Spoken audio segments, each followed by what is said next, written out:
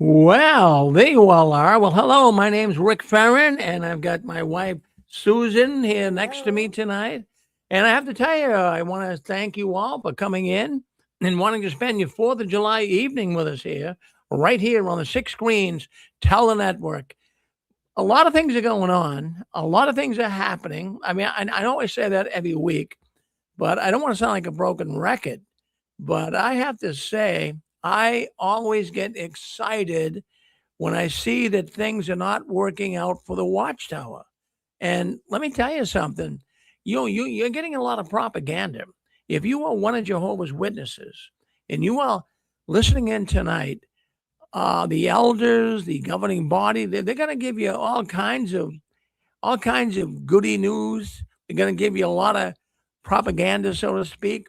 But don't really listen to it. I'm going to give you what Susan and I can do here tonight. We're going to give you the other side. We're going to be the rebuttal, so to speak. They're going to tell you how great they're doing, and we're going to tell you how bad they're doing, How they're really doing. how they're really doing. So, in all means, stay here with us. And I just want to make a couple of comments before we even start. I know that we had Nicole and we had Maverick that are going to be moderators here on our chat on YouTube. So Nicole and Maverick, I said this week I'd be in touch with you, but I had to go through a few little tricks and gimmicks here with YouTube. So we will get you on next week as moderators in the chat room. So all I need is your email, and I believe I do have both of your email. I've got Mavericks and I do have Nicole's. So you'll be getting a link. Now I'm going to send a link to you that you will be a moderator on the Six Screens YouTube chat room. So just answer that link. They'll ask you a few questions and answer that link. And then next week we'll be all ready to have you guys as moderators. So I wanted to mention that. So also, yes, Nicole, thank you. You'll get that link. I thought it was a little easier than that, but I have to send you a link to your email so you'll see it this week. Okay, thank you, Nicole. Okay, so happy 4th of July. Yes. So I'm not going to ask you what you did today.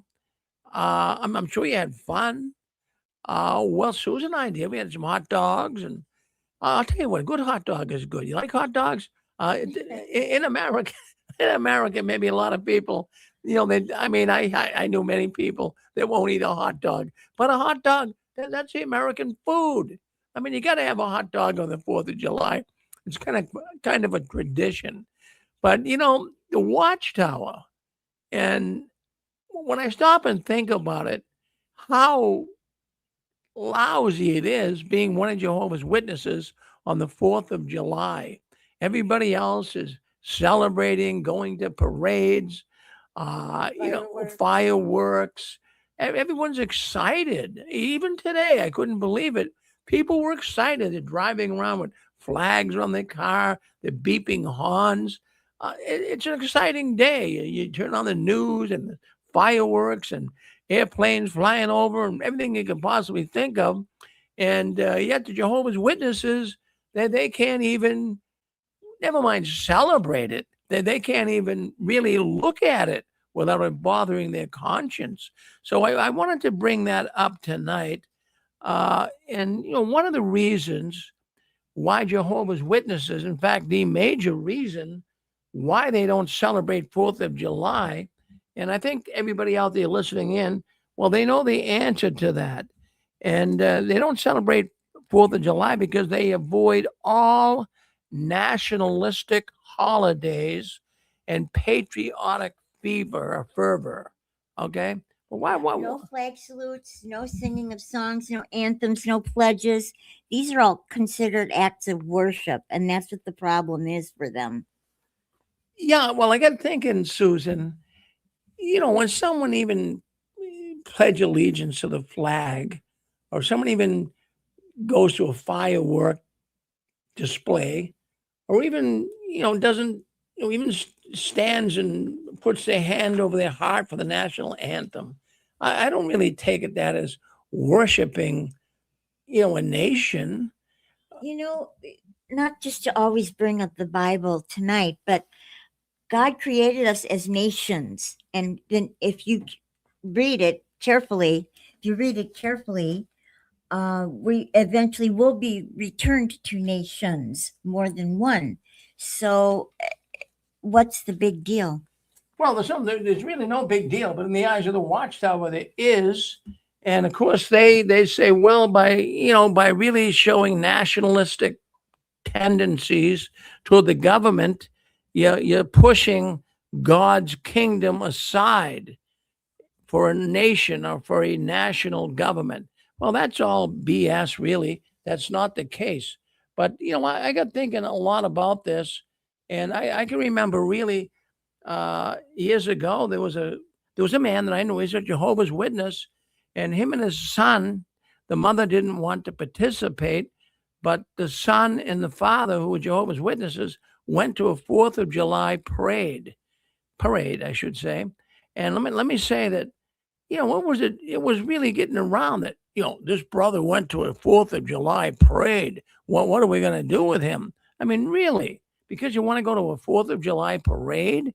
And, even some witnesses come down on people for going and watching a fireworks display. How ridiculous is that? But see, the Jehovah's Witnesses, anything to do with the flag, anything to do with nationalism, they look at it as political, and they avoid all holidays that are tied to independence or to political government. See, because they only believe in one thing, that God's government can solve all the world's problems, not men. So, but I was wondering, and I asked Susan if she would look this up for me and kind of be able to share with us. Uh, is it possible? I mean, what type of reproof? What type of a reproof? If you decided to kind of a little bit celebrate the 4th of July as one of Jehovah's Witnesses, what type of repercussions would you get? Susan, can you tell me? Could you actually? Would you be reproved? Would you be disfellowshipped? What? Tell the audience Yeah, what. you could be actually, and it's almost like global suicide for you to do that. Let me see if I can, with my glasses, read here. It can lead to formal reproof, but if it's more than that, then it's disciplinary action because it's considered worldly and it breaks religious neutrality. And if it goes beyond a certain point, it's a serious offense. Now, as they were talking in the previous program, there's regionalism as far as the elders are concerned. So it might depend on the area where you live, how severely you would be treated. But it could happen. Even the World Cup, if you went too far regarding the World Cup with the flag and so forth, they might do something. You might have a little meeting in the back room. Well, really, you would, but you really could, according to what Susan found here, and even some information I found online, you could be reproved. You would definitely be reproved if you celebrated the 4th of July. You would definitely be reproved. But it could also, if you're in a strict congregation, it could actually lead to you being disfellowshipped, or as they would call it today, removed. I mean, how sick is that? I mean, really, when you stop I'm and reporting in with brazen conduct. I'm reporting in with brazen conduct to the Farron family, wishing everyone the most wonderful 250th 4th of July possible. I have a bouffant hairdo. I have a tri-cornered hat. There's fireworks sounds in the background. I'm reporting from Virginia to you up there in Boston. We knew what it took, and we know that the First Amendment makes it so we can believe whatever we want. So I'm wishing everybody a wonderful 4th of July. well, thank you, Pixie. Now you're right. You're absolutely right. You have freedom now, but it's really if the Jehovah's Witness organization. This is something that I never could understand. If the Jehovah's Witness organization is just trying to get as much benefits from the government as it can, especially in other nations where they get charitable money given to them. If they're trying to really make peace with the nations, if they're really trying to make it possible so that the nations can look at Jehovah's Witnesses as being a fantastic organization, which by the way, the nations don't look at them as of late as being a fantastic operation, but they could be. But to just totally snub 4th of July is really, it's really snubbing your heritage. If you're an American person, born in America, living here all your life, well, is it sad to say you're proud? Did you ever hear a Jehovah's Witness say they were proud to be an American?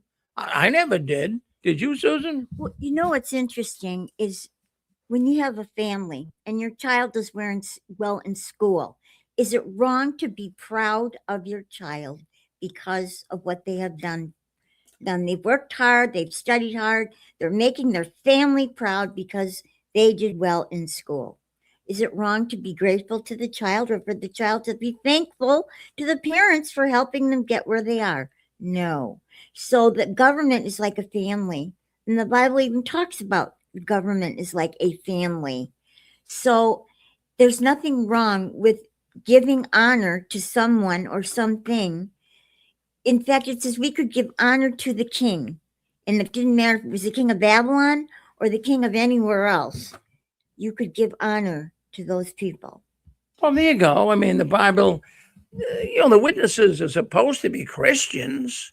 They're supposed to be the most intelligent people on the planet for understanding the Bible. But there's so many things that the Bible actually allows that the Jehovah's Witnesses don't. And we're going to get into some more of that tonight. But anyways, happy 4th of July. And it's nice. I hear, in fact, in our little studio here, I can hear the fireworks going off in the background. And you're probably hearing them too. Friends, this is the 250th birthday of the United States.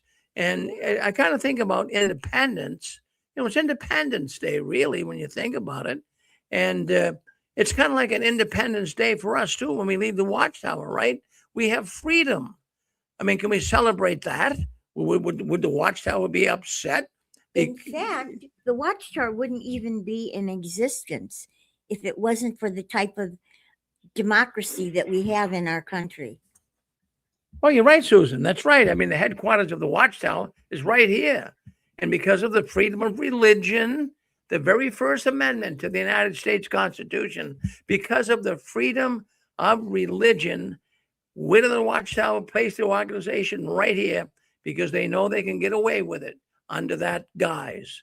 Hey, you're on with us. You want to make a comment? Go ahead. Speak up. Yep. Hey, Rick and Sue. Yes. Good. Thank you, Dick. Good to see Sue.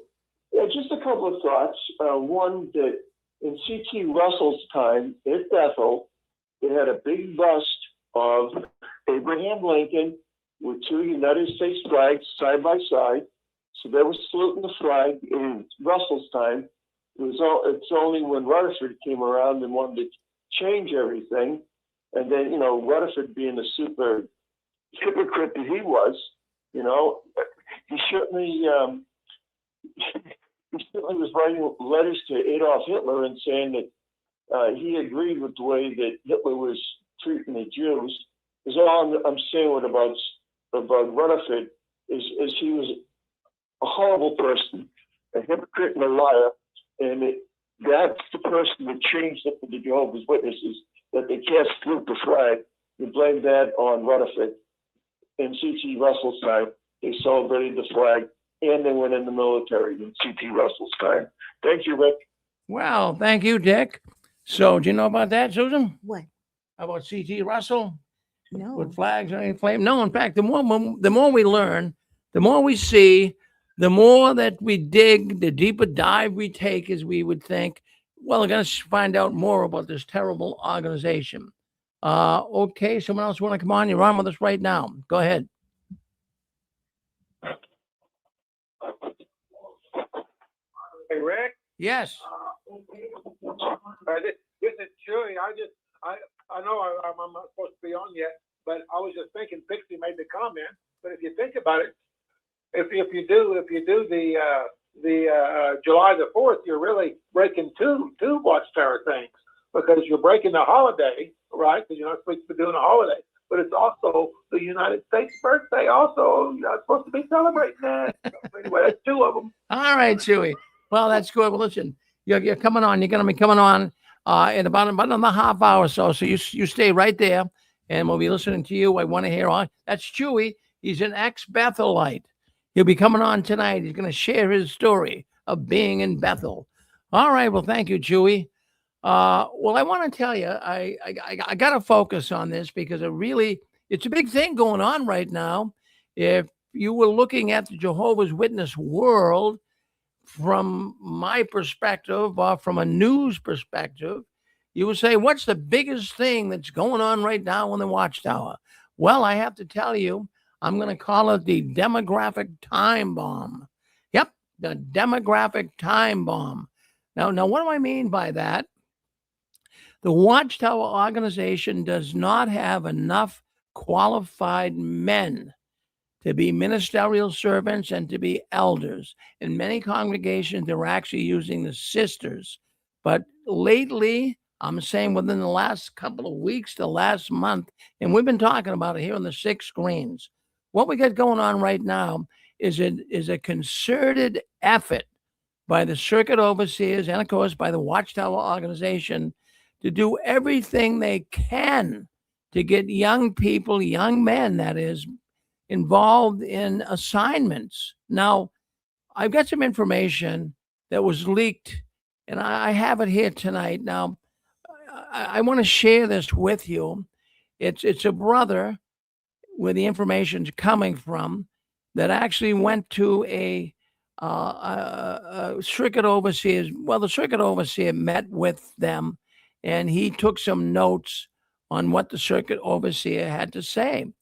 Now, he did say that they are now targeting kids as young as 8 years old for privileges. You heard it right. 8 years old for privileges. And the word targeting. Yeah, the word targeting was used. Now, since he said that, and I'll give you more information. I'll give you some more information on this meeting. But since the circuit overseer said that just a few weeks ago in this congregation, the information I have here is all of a sudden they have a 12-year-old in the congregation who was really involving himself in many tasks, sound, and they're taking everybody they possibly can, pass the microphone around, getting all these ones to do whatever they can. As a matter of fact, there's even one in the same congregation, and he's a 20-year-old man. Now, this man, well, actually he's in his early 20s, let's go with that. And he never attends the meetings regularly, maybe 2 or 3 times in 3 months. Well, guess what?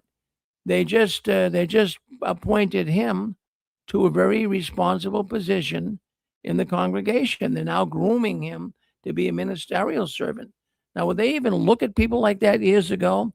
There's people listening to this broadcast tonight that, when you were a young man, when things were really looking good in the Watchtower, let's say in the 80s and 90s, and even the early 2000s, you really were a young man. You wanted to reach out.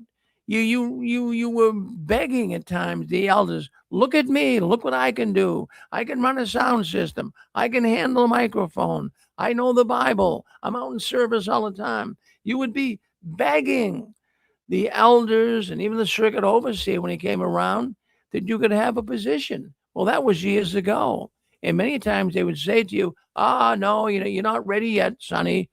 Brother, they would call you. You're not ready yet, but keep moving in that direction. Don't you agree with that, Susan? Yeah, it's true because before they used to judge you on your field service time. Well, they can't do that anymore because you don't count time. So what can they judge you on? Nothing really. So they just have to kind of push you along. Well, you're right there, Susan. And so what they're doing now, back then, yeah, you had to meet requirements. You had to jump through a lot of hoops. You had to be, an on-the-ball brother, so to speak. Today, that's not the way it is. there is an entire focus of recruiting and grooming the younger generation. And they're actually they're having these young brothers come forth even before they hit puberty. Now listen to this. Now listen to this little story I'm going to tell you, because you're going to find it fascinating. I want you to think about an 8-year-old child, and that is what the circuit overseer is. That's what the organization now is suggesting. Go back and even grab an 8-year-old child, a young boy, and let's put this little 8-year-old child to the test, so to speak. Let's see if we can make him a ministerial servant. Not at 8, but they're going to start grooming them or getting them ready to take on organizational responsibilities. Now, you know that, and I just mentioned it, and I'll mention it again. It was tough at one time. Many young brothers try so hard to just be a ministerial servant. No, you're not ready. And never mind an elder, but they know you had to be a ministerial servant first. So this circuit overseer, on the information that's been leaked out here, he actually is going into detail, and he's telling the brothers, the elders in this particular congregation, that you're going to start looking at these young boys at 8 years old, like we say. Now, there's one comment that I have to bring up here, and it comes into play with all of these young brothers supposedly taking assignments. On the same news article that I read, there was some information about a 10-year-old brother that was being used in the congregation. And when he was appointed to handle the microphones, now he's 10 years old. Now, I can remember in my congregation, I never saw a 10-year-old, not even a 12-year-old. I'd see maybe a 14 or 15-year-old brother, but boy, they're stooping down pretty low here. But this poor little kid, he's a 10-year-old little Jehovah's Witness boy. And so his parents were ecstatic. I mean, they were jumping up and down for joy. Oh, our little son here, he's gonna pass the mics in the congregation. Isn't that wonderful? I mean, they're going around, they're boasting about it, they're happy about it. Now, this little poor kid, let's face it, you're gonna go to a meeting. He's 10 years old, he's still in elementary school, so he's gonna go to the meeting. Some of these meetings, most of them went till about 9:30 at night. I mean, this is past a 10-year-old's bedtime. Then think about it. The midweek meeting, I had my kids when they were 10 years old, and I was a Jehovah's Witness man. I had my kids in bed at 8 o'clock. I really wanted them at 7:30, but I figured, well, cut some slack, give them 8. So here we have a little brother passing a microphone at 10 years old. He should be in bed. He should be in bed. What do you think? Well, usually they're in school by 8 o'clock the next morning. And that's not, they come home, they do their homework, they eat dinner, they run to the meeting. Now they're supposed to be part of the meeting also. That's like extra homework for them. Well, this is because they can't get the brothers, Susan. So let me tell you about this little 10-year-old kid, because it really resonated in my way of thinking, how cruel it was. So the little kid, a little sleepy at night here, obviously he's past his bedtime. So he's passing the microphone around in this particular congregation, and he kind of fell asleep while he was doing it. You don't think that could happen? Of course it could. I mean, boy? actually, a grown man could fall asleep, but and then many times I think they did. But here's a young little 10-year-old kid, and he's passing the microphone around.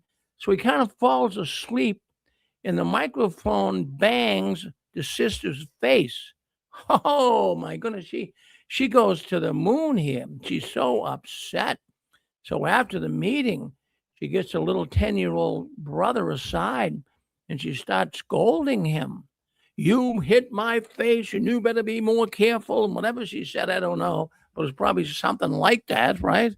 So now you got the parents. Oh, they come over, and here's the sister scolding their little boy.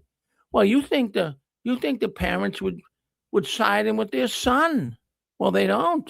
They side in with the sister, and they start scolding their little sleepy, past his bedtime brother. And they said that you got to be more careful. You got to make sure you don't do this again. And then of course the elders get involved. Now they didn't bring him back in the back room and have a judicial hearing over it, but even they said you got to be more careful. This is a 10-year-old kid we're talking about. So I mean, is it really? Hey, Rick. Yes. Go ahead. Hey, Rick, Yes. can you hear me okay? Yeah. Go ahead. I think the danger in that is, from what I remember being a youngster, you're in a hurry to be an adult.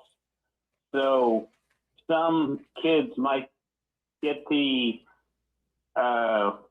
whatever you want to call it, like they get the adrenaline from being compared to being an adult, and they would take on some of these responsibilities. Well, yeah, I mean, but they're not able to. I mean, handling mics, it seems like a pretty easy job, but it can be, for a young person to do it, it's a lot of responsibility. A 10-year-old, really, I can, yeah. Rick, when I was in it's like a little thing, but it always stuck in my head. Like, there was probably an 8 or 9-year-old brother, or he was the son of the visiting speaker. And then he was walking his little brother to the bathroom, like escorting him.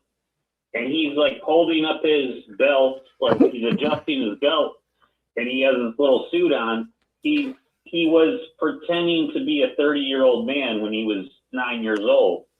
And that's like how a lot of witnesses are, Well, exactly. So, you gotta be, go ahead. Yeah, he was pantomiming everything he saw, like his dad and other witnesses do, Absolutely. Well, well, what happened? Can I say something? Oh, yeah, go ahead. Yeah, when I started handling the mic, I was about 9, 10 years old, back in the early mid 80s, somewhere in there. I didn't mind doing it because you didn't have to pay attention, especially during the Watchtower study. As soon as the brother gets through reading, he goes to sit back down, to jump up with the mic. Or during the service meeting, a lot of times they didn't have question and answer. So you just sat there and stared in his face. So I didn't mind doing it at assemblies or conventions when they got the young ones to hold up the sign and work in the attendant department. You didn't have to sit with your parents. Matter of fact, I don't know what, maybe some circuits were different, I'm guessing. If they worked in the food service department, some of the other young ones, we got the girls' phone numbers, we played around, we walked to the store, we came back, we played like we were doing something, but in actuality, we didn't do anything. I couldn't even tell you a lot of times what the assemblies or conventions were about. That's what we did. So me personally, I didn't mind doing it because you didn't have to sit with your parents, you didn't have to pay attention with the boring talk, repeating the same thing. Friends, wear clothes, hold on to Jehovah. Just one more year. We're that close. We're on the corner. You didn't have to sit here that. So here we go again. We're on the corner. How many years can we go with this? We're on the corner. We're on the corner. So I didn't mind doing it. It was fun for me. We had this 8-year-old brother, and his mother was a beautiful widow. And she got married again, and she came by and showed me and my family her beautiful dress coat. She got a blue brand new dress coat that wasn't from a thrift the day she got married at the courthouse.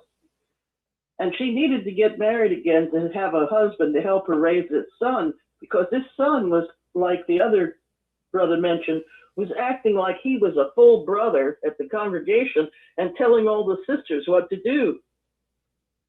So I couldn't cuss him out at the Kingdom Hall, but one day the two of them were in the supermarket and I cussed him out in the ice cream aisle.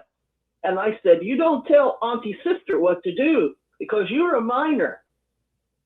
And it was good that she was able to get married again, but I don't know if she married a witness or not, but she had a nice family after that and adult male to raise him, Well, that's what can happen, Pixie. A little guy, every male and female too, but mostly male. Every male wants to be the king of the mountain. And they do. I mean, ever since they're little kids, they all want to grow up. They all want to be the king of the mountain.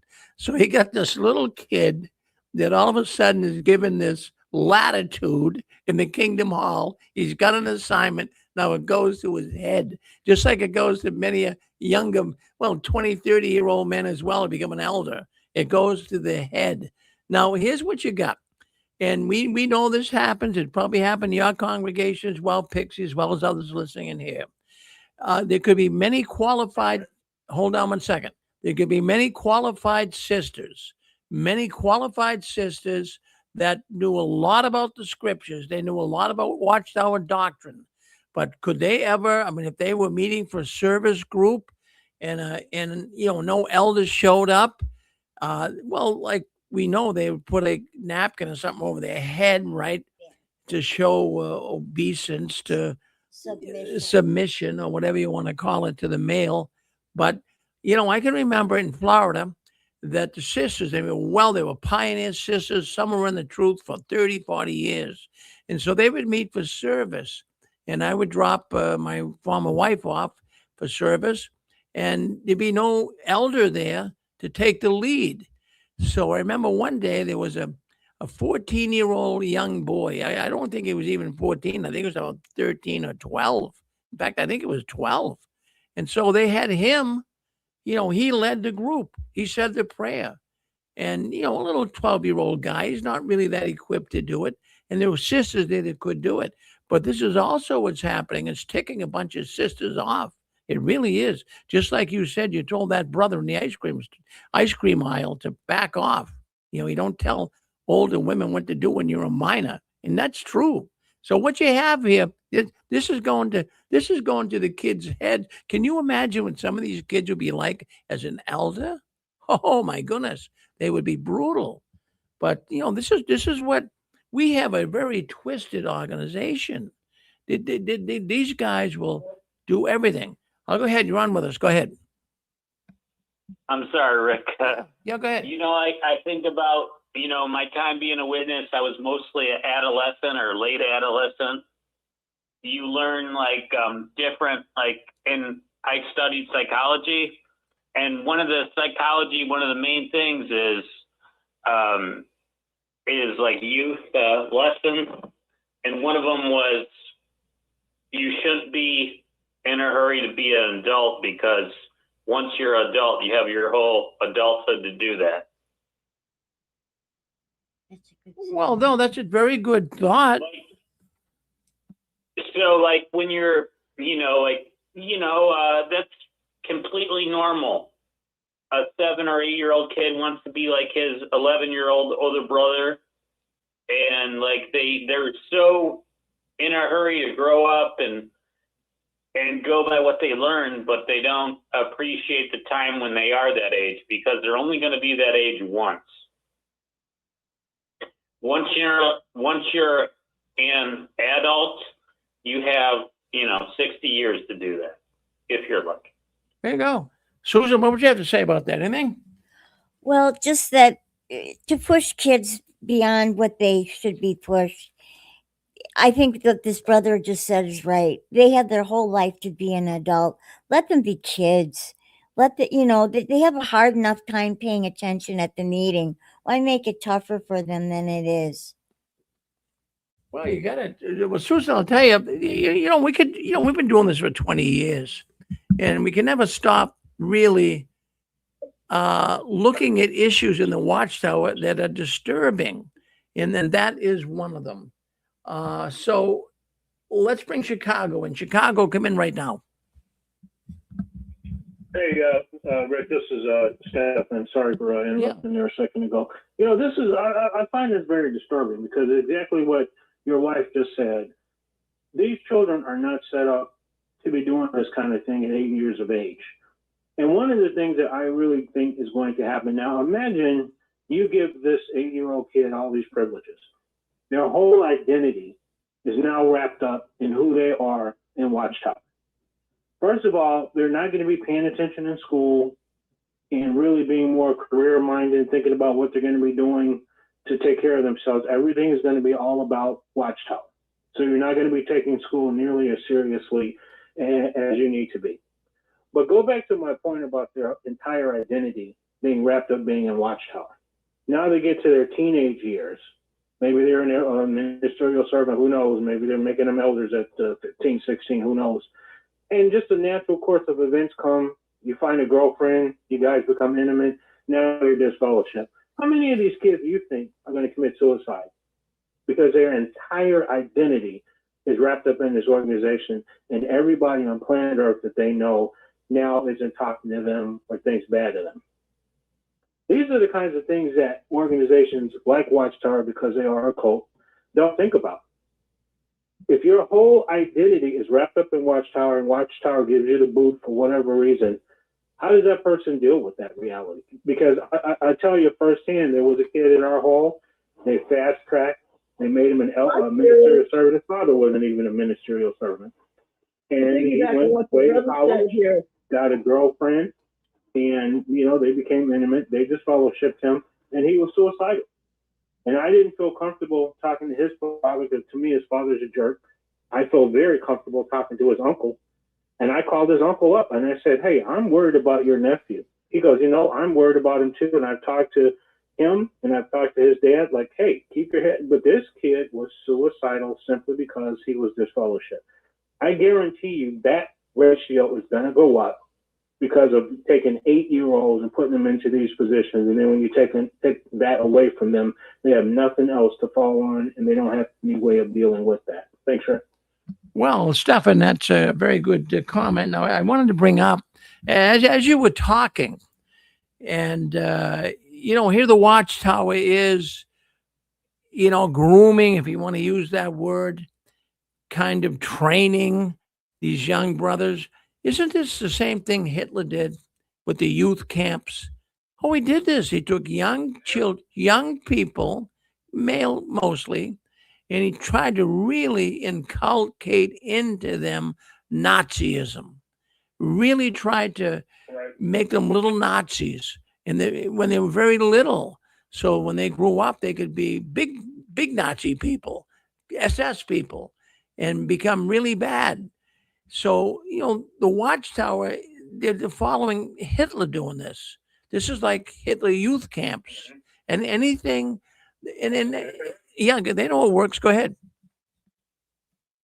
Yeah, no, you're absolutely right. But the point is, these kids are not going to be able to deal with when you take that away.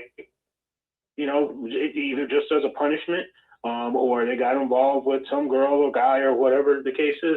They're not going to know how to deal with that. When your entire life, your entire identity, think about all the brainwashing. You're 8 years old. Now you can carry the mic. Now you've got to set the good example. You've got to be 100% perfect because you're the Jehovah's Witness, or you're the ministerial servant, and then now you're not. And you're just sitting there on the sideline, and everybody that you know and have had relationships with is ignoring you and not talking to you. You don't have relationships with anybody outside of the organization. What are you when you're not that golden child and you're sitting on the sideline for whatever the reason is? Can that person handle that? Can they deal with that? Or do they just off themselves? Well, they want to make emotional failures, and I think the Watchtower corporate people are keenly aware of what they're doing. That's my 2 cents on that. Yep. Yeah. So like in one way, this is a blessing because what this shows is how desperate Watchtower is. They are scraping the absolute bottom of the barrel. They have nobody else. And if they didn't have enough children, guess what they'd be doing? They'd be using the sister. So I guess that's going to be the next thing. So in that respect, we can rejoice that they've been reduced to having to do this. But at the same time, the trajectory of these kids' lives is never going to be the same once Watchtower sucks them in as an 8-year-old. Thanks, Rick. Well, thank you, Stefan. What I'm thinking here too is, what you've got here is you're going to be training these children, really little kids, to really be the top of the heap. And when you're young, and I can remember in baseball. I used to play little league baseball, and there were better players than me. But I always wanted to be on first string. and you would really play your heart out to be on first string. But if you really couldn't make the first string and you were second string, you'd feel bad about it. So, these kids, if for some reason in school, they got involved in a little bad habit or something and they were removed, man, it could really play heavy on these people, on these little kids. Very heavy. Well, thank you, Stefan. What we're going to do here, we're going to switch gears.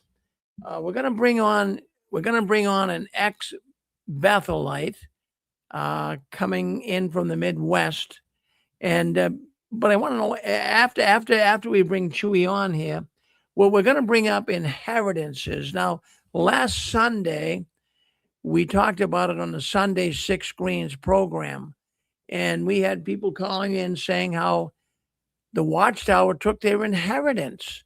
So this is going to be a fascinating discussion after we talk to Chewy, the ex-Bethelite. So by all means, stay with us. We're going to bring Chewy on right now. Chewy, are you there with us? Hit *6.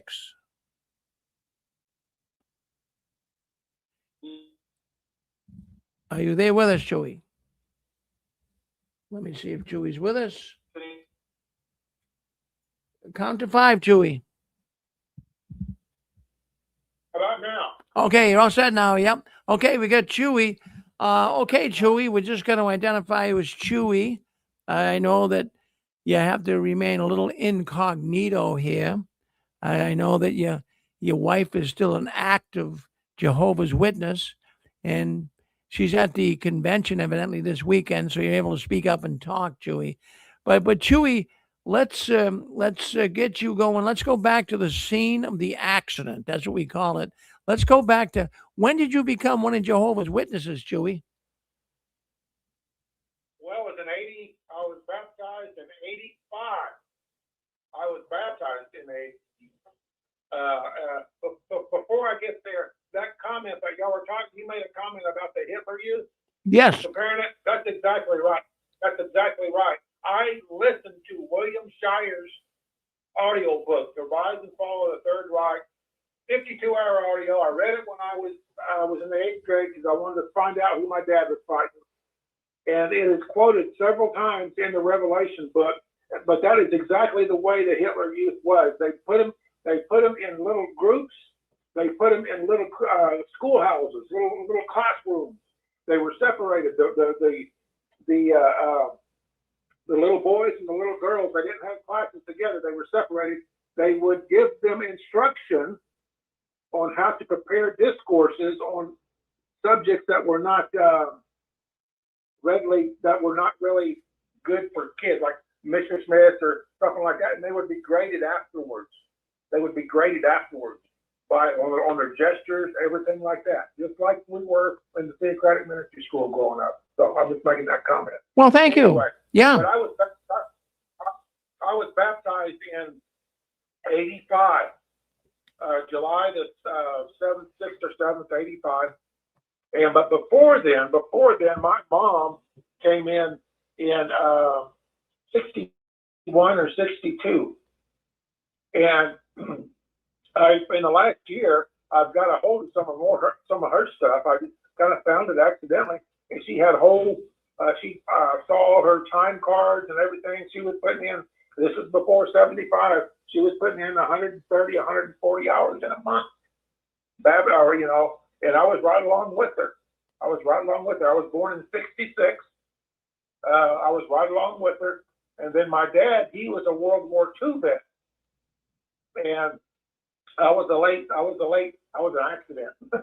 He was 42, and when I came out, when I popped out, or came on the scene, he was 42, and so we had a good time there. And then he was appointed an elder around 71, 72, pretty rapidly.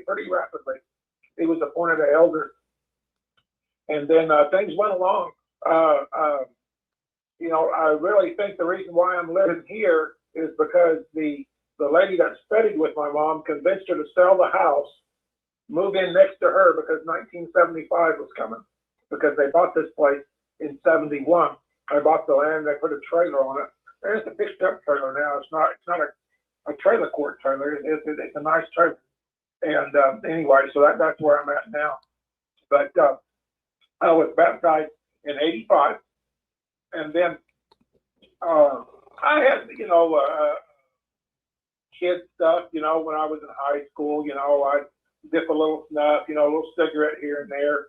I did develop a drinking problem and a few pills here and there. The pill thing wasn't a bad thing. It was more the drinking thing. I started way too early. I lied. But anyway, things went on. And then by the time I got around to, let's see, in the 11th or 12th grade, I started straightening up a little bit. And then, because I was wanting to get baptized, and so I quit all my habits, all my bad habits, the drinking, or not the drinking, but the snuff here, cigarette here, there. I kind of quit that, And then in the 12th grade, I started straightening it up. And then I was baptized that same summer that I graduated at. And then pretty soon after that, I became a pioneer. And so what the next step after that is, and they appointed me a servant when I was real young, not as young as 8 years old, but I was appointed a servant when I was around about a year or so after high school, about 19 or so, 20, because I was pioneering. And so they went ahead and they appointed me a servant. But for some reason, it took me like 3 or 4 times to get to before I got accepted to Bethel. I just didn't get off on one application. I had to put in about 3 or 4, and I finally got in. I got in '90. I graduated high school in '85, and then I went to Bethel in 1990. And so I stayed there for about 4 years. And to be honest with you, Rick, I wouldn't have stayed that long. If they would have said, David or Julie, you're going to the factory or you're going to be in the laundry or something like that, I don't think I could have made it. But horror stories about those quotas that they had to do and all this and all that is basically slave labor. But well, hold on. Let me just ask you here now. Let's. What I'm thinking here. I mean, did you want to really go to Bethel, or were you coerced? Were you kind of pushed to go? No, I really wanted to go. I really wanted to go. Yeah, I wanted to go. I wanted to get to the headquarters. I wanted to get to the first. I didn't want to go. But they would.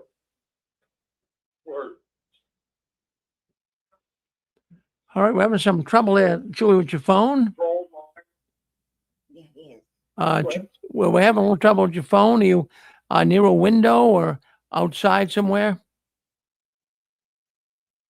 Okay, now, how's it now? Oh, it's good now. Yeah, better now. Yep, better now. Okay. So better. So you're going to Bethel in around 1990, and what from your perspective, here's your first day. Tell us about your first day at Bethel. How'd that feel? My first day. I was. Well, we are having some difficulty there with Chewy's phone.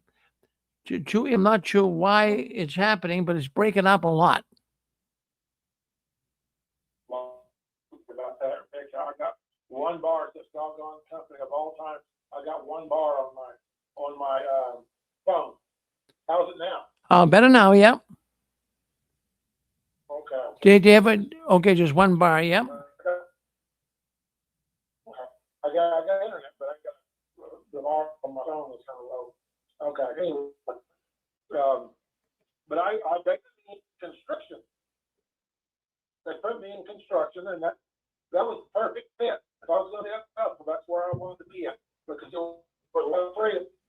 There was a lot of freedom in construction because we worked on brownstones. You can work right by Joe Anderson. He was a plumber, and I would see him every day. Barbara Anderson would see him about good years and just Well, we're having I hate to say it, Chewy, but we're having you come in so nice here sometimes, but it's just breaking up a lot. Darn it. is there any you want to try to get it go into another area of the house, or maybe near near the window? Well, why don't you dial hang up and dial back in, see if that might help. Oh, okay, yeah, let me do that. That's Okay. right. All right, we'll get Chewy in back. But friends, that's when you're doing a live program, and you got to have a lot of patience, and you got to learn to work with things that happen in real time. And it happens not a whole lot, but telephones and high technology and I streaming. got 2 bars now. You got 2 bars. you Oh, got good. all right. Well, that's better That's than better. Chewy. Yep. So let's go back to you going to Bethel for the first day, and tell us what it was like. Well, the very first day they put you through orientation. They give you the what is that? Dwelling book. The dwelling Bethel in handbook. unity. I think is what it's called. The dwelling in unity book. They give you that, and that's all that.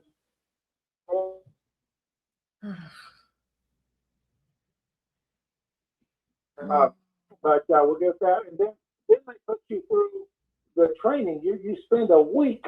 You spend a week on training on cleaning the housekeeping. That's the word I want to use. Housekeeping. You do a week on that, I believe, if I remember right. And I was within the same floor that Garrett Loesch had. He came in a week before me, and they had him on the same floor doing the same work, cleaning, and then with the sister that was in charge, or with the maid or whatever you want, the housekeeper. And then she said, "Oh yeah, Brother Loesch, there was a Brother Loesch there here last week doing this." And I was impressed at the time. I was impressed that, oh wow, this older brother, he's doing the same thing that I was doing. Oh wow, they don't show any partiality. Are y'all still able to hear me? I can hear better. Yeah, it's good now. Yep. Okay, good. Okay, but then that lasted a week, and then I was put back with the crew because I had went. Let me just a little bit. I was there on temporary work before there 2 weeks in Brooklyn, and then I spent 3 months at Patterson, going back and forth to from Walk Hill to Patterson before I was accepted to Bethel. And I used to ride in the seat, ride in the back, ride in the same car as Cook did, Ken Cook. So I know him. He wouldn't recognize me, but you talk about a dry personality. That dude has a dry personality. But I go back and forth to him to the meetings for about 3 months. And then I went to Brooklyn after that. So I was a little bit pressed. To go to Bethel because I'd been there a few times. But they put me in construction, and if you're at the factory, you work. The only breaks you get, I guess, is during lunch. I never worked in the factory, so I couldn't say too much. But you don't get a break unless you go to lunch. I mean, you work that 4 hours, you get the 4 hours. I mean, you got to pump it out for 4 hours solid. But on construction, it's different because you're away from the building, the factory, and the office, and all that. So there was lots of times. I mean, almost every day we had temporary workers that would work around us. That's what they came in for. They didn't put them at the factory or the home. They put them with us. And we said, "Oh, it's time for break time. And boy, somebody saw a temporary worker would come out with a $10 bill or a $20 bill. And we would make an excuse to go down to 360 Furman with the 5-gallon bucket. And we would stock up on bagels and have cream cheese on them and coffee and stuff like that. But if the hired up put it on there, oh man, they would have really they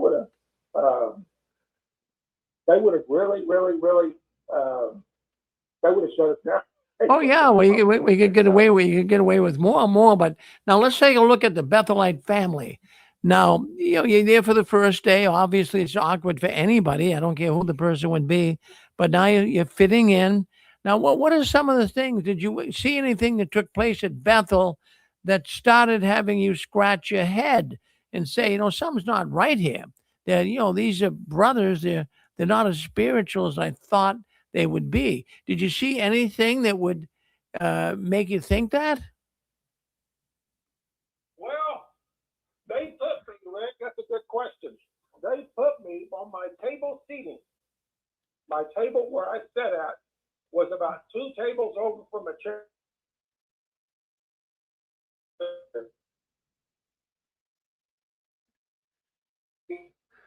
Well, we're having trouble again, Chewy. We're having trouble again. Chewy, we're having trouble again with the phone. Darn it! I don't know what is going on with the. Yeah, that's a shame. It really, really is. Okay, yeah, let's go from there. Yep. Okay, but I sat right by the chairman's table, and the one there, I got 2 bars now. Maybe I'll just keep the phone here. I sat right by the chairman's table, and this is the old governing body, none of the new ones. And Loesch wasn't even a member of the governing body then, but they would kind of recognize me by sight, that because I was there every day, 5 days a week. And so, but of course, they didn't know my name or anything. They just kind of give me a little wink or something. Hey, how you doing? Something like that. But they didn't really know me or anything like that. So I felt really privileged to be sitting by the chairman's table. So I was kind of in at first I didn't see anything. The first thing that caught my eye or my ear was that I was walking with a brother down the hallway, and I actually think he was a Fruit Loop, but anyway, maybe not. Looking back, anyway, the way he acted and everything. But anyway, he said, "There goes Brother So and So, Brother Genghis, and Brother Schroeder." He said, "There goes Brother Genghis. He's on the translation committee. He doesn't speak any of the old Greek, but he's on the translation committee." If he doesn't speak any old Greek, why is he on the translation committee? And he said the same thing about Schroeder.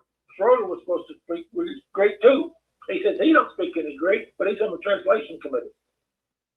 I was like, huh? Well, you would wonder that, and the funny thing about it too, Joey, is even the New World Translation. They parade that Bible around like it's the best thing God ever gave people for a Bible, but it's not even translated by people that even understood Greek, like it's saying. In fact, they don't even tell you who the real translators were. So they got something to hide with that. But I can see where that could kind of bug you a little bit, because you're starting to see things that really aren't making sense to you. So now, as far as let's talk about all of the other men that were there with you. I mean, men will be men. They want to get together. They like sporting. I mean, could you go to baseball games while you were there? Could you go to the Yankee games or the Giant games or anything like that? Actually, I went one. There was a sister. Somehow I forget who it was. Yeah. I went to a Yankees game one time. I didn't even like baseball, but I went because I had a free ticket. And I went there and I got me a big old bag of that big leaf chew, that bubble gum, that bubble gum that was supposed to be like tobacco or whatever it is. Put a big old wad of it, and I got right into the ambiance of it, Yeah. I was like, get him out of there. And then one time we went, there was a sister that got us tickets. Our first year, it was in the English. And that's before I went to the Spanish. And I went to, we went and saw the Phantom of the Opera when it was up there. And on the night up there on Broadway, I guess it was, been so long ago. But we went up there and saw the Phantom of the Opera up there. So yeah, you can get out and do a little bit, Oh yeah. I remember one time they had a talk about heavy metal music up there. And boy, everybody the next day was like getting rid of their CDs and all that stuff. This is back when CDs were popular. They were getting rid of their CDs. And I said, I ain't going to get rid of mine. I put mine in the closet. And then I said, I don't want to throw them away because I didn't have a whole lot of income. My parents sent me $20 or $30 a month, but I had about 10 CDs that I felt uncomfortable having. And I said, I'm not going to throw those away. I can take those to Manhattan and sell them. So that's exactly what I did. Is I took a Subway and sold them at a pawn shop and got $10 out of the deal. But before I was always thinking on how to make a little extra money or something. But before that, I had a thought that came into my head. I said, you know, there's more CDs in the trash. They just got through. I saw people throwing them in the trash. And in the morning, everybody, you know, not everybody, but there was a lot of people going to the trash. And I saw them putting in their CDs. I said, you know what I'm going to do? Before I'm at lunchtime, I want to raid this thing and I want to get those CDs. And I just wound up taking about 30 CDs, about 20 or 30 of them over to Manhattan and got like $30 out of the deal. I didn't throw them away. Well, you had to find anything that would make you be able to make a few extra bucks because it had to be lousy living like that. Now, how about drinking? I mean, what did you see much drinking going on? Yeah, there was I mean, I drank a lot. In fact, that was kind of a question I had was how was I going to support my booze habit? Because I was drinking 2 or 3 or 4 or 5 beers a day, and I said I don't know how that's going to work out. But anyway, I curbed it. I curbed it a little bit. But anyway, yeah, we made. There was a brother and I. There's about 3 or 4 of us. We actually made beer. We made because I had connections before I went to Bethel. I was pioneering and everything, but I sold beer ingredients, believe it or not, out of my room, not out of Bethel room, but before I went there. So I sold beer, the malt, the hops, all the equipment, bottle caps, the whole 9 yards, and I still had those connections from a home brew shop. So I ordered some when I was there, and we started making our own beer and wine up there. Wow! And then there was another brother that he lived in the 58th building, which was, I believe, right next to 30, and only had about 6 or 7 people in there, and he was really cranking out the stuff. I got him a 50-pound bag of dry malt and some stuff, and he started making his own stuff. I helped him out with it. We showed him how to do it and everything like that. Yeah. And then one time we went to a commuter sister's place that lived there, and we made a batch of wine. Another group of us, they wanted me to help them make a batch of wine. So there was a commuter sister there, about 4 or 5 blocks away from Bethel. So we made a couple batches of wine and give her about 3 or 4 quarts out of each batch. So where there's a will, there's a way. Well, no doubt about it. That's exactly what, all the stories I've had with Bethelites coming on here, there was always drinking going on. Well, how about homosexuality? Did you see any of that? Well, yeah, let me say this more about the drinking, and then I'll move on to that. Because there was a couple of tutus down the hallway from me. They had to be. Oh, they had to be. The way they walked. I call them the Bethel High Steppers now. They had just a little bit too much jiggle in their wiggle. Okay, the way I like to put it. Too much jiggle in their wiggle. Sure. Anyway, but there was during the Gilead grads, going back to the alcohol thing, there was 2 or 3 times that I said that there's a lot of drinking that went on in those Gilead grads. You went up to a person's room. I was shocked. In fact, I actually went and asked the Bethel brother and elder, which I'll get to here in a little bit. He comes back into my story, and I said, "Is it proper? I've been invited to so and so's room for a couple of drinks before the meal, but is that proper? Do we do that?" And he said, "Yeah, that's fine. Yeah, that's fine. But thanks for asking. But there was 2 or 3 times, Rick, that I heard of a sister drinking too much, and she lost it at the table. She tossed her cookies at the table. And I'm sure Barbara Anderson's heard a few stories like that too. But there was one that there was a sister that they drank too much and they threw up at the table. There was a couple times on that. Now even my roommate that I lived with, one of them, we made comments on those 2 brothers that lived together. The way they walked and the way they actually kind of flirted in the hallway. Him and I, we saw them when nobody was looking. They thought nobody was kind of looking, and they were just the way they acted together. Just the way they acted, it was very, very obvious very obvious that they were lean toward that. And there was one time there was a brother and sister, and I think actually Barbara Anderson was there. She's not going to remember; it's so long ago. But that they had that were disfellowshipped. They made an announcement from the table that said so and so have been disfellowshipped. They were not a married couple, and the way they announced it was that they were disfellowship, and it was obvious. I forget exactly how they phrased it, but it's very obvious what they had done. You know, they did the nasty together, right? So they kicked them out, and they said so and so, which was the innocent mates, were not involved with this case. Were not involved or something like that. So it's very obvious the way it was that those two committed fornication or had adultery, and that the other two were innocent, and they were staying at Bethel. So the announcement made it pretty obvious it's what went on. So yeah, there's, you know.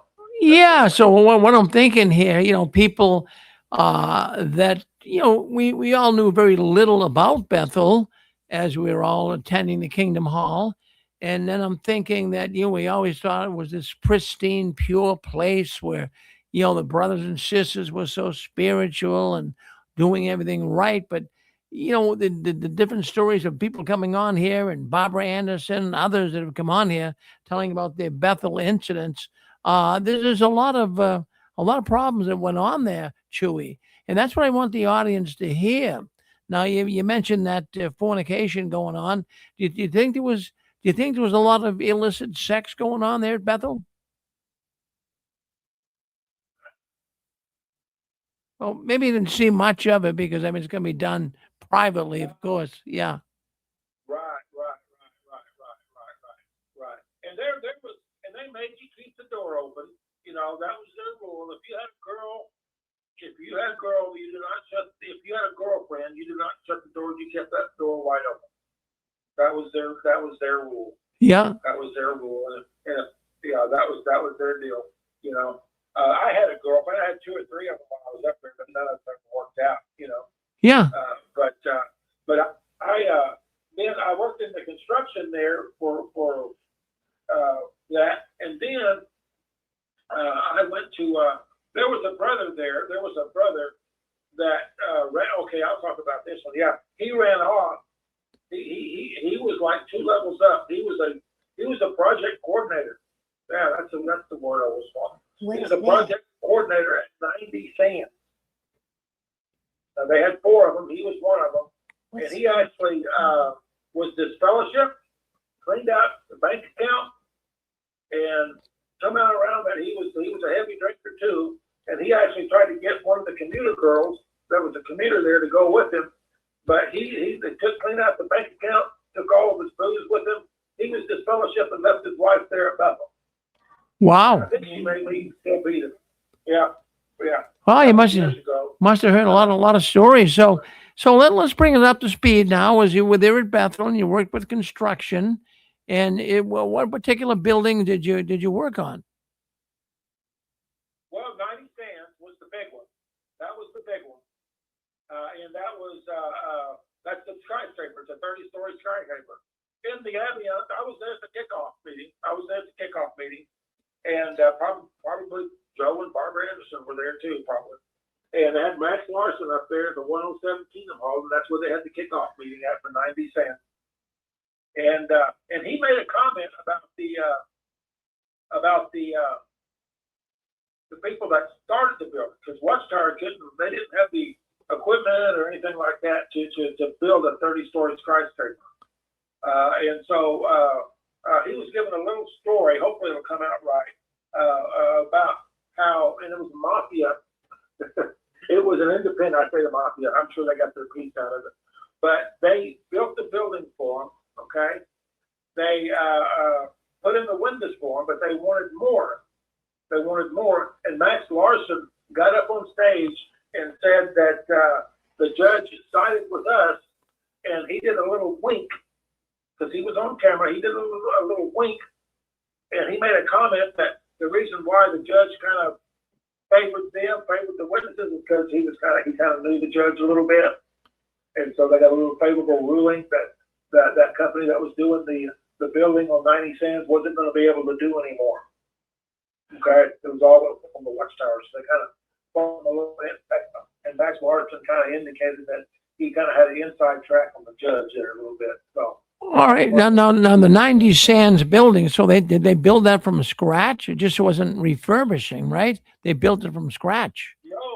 no, they built that from scratch. Yeah, they tore down a factory. They tore down a factory to do that. I remember that because I was hanging around one of the big project coordinator. I was hanging around him before they actually assigned me. And they said, "Oh, this is a new guy, so we just want you to hang around him and do what he says."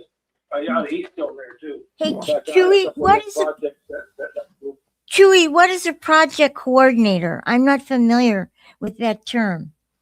Well, just one that had more authority.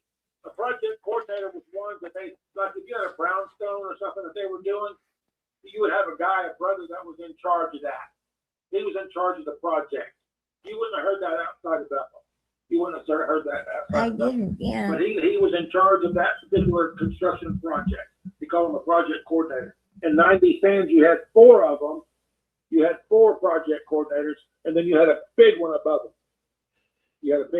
Now, were all these coordinators, were they all elders? Were they really like high up? Right. They were, yeah. They've been there 10, 15 years. Well, it must have been valuable to the Watchtower. I mean, to be in that position, to build a building from scratch that was like a skyscraper. I didn't know they did that. I thought they might have just bought the building and refurbished it. It wasn't really Watchtower that built the building. It was an independent. It was an outside firm that did the building, and then they put in the windows, and they took them to court because they wanted to do more. And the court and the judge says, "No, we're not going to let you do any more. You can have the rest of it, but you're not going to. We're not going to let you. You don't need to do any more. You got the building and you got the windows. That's enough." So that was an independent construction company. Wow. But yeah, Watchtower did have control over it. Yeah. They hired them? Yeah. Well, no, in fact, they're even hiring independent people now in some of their projects. Yeah. It's not all Bethelites anymore. Right. Oh yeah. Oh, yeah. That's pretty much the way Ramapo's going, I think. That's exactly right. No, I've heard that too. It's independent contractors. Yeah. So anyways, that's fascinating, Chewy. So is there anything that keeps Chewy awake at night about Bethel? Not too much. There's a couple of stories here I'll talk about because I know you said you got something going. It's 8:30 now on my time. You said you had another one coming on, but there was one story that they moved me about 6 months before what's the word I want to use? Before I left, they transferred me to Kingdom Hall Construction. And that was cool. I loved that because you went out and you worked on Kingdom Halls and you met friends. You had different kind of foods in Bethel. You didn't eat at Bethel.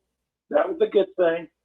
Sometimes you wouldn't even eat breakfast there. You got up at 4 o'clock because you were pouring concrete. And so you ate out there. You ate there on the job. And so that was a good thing.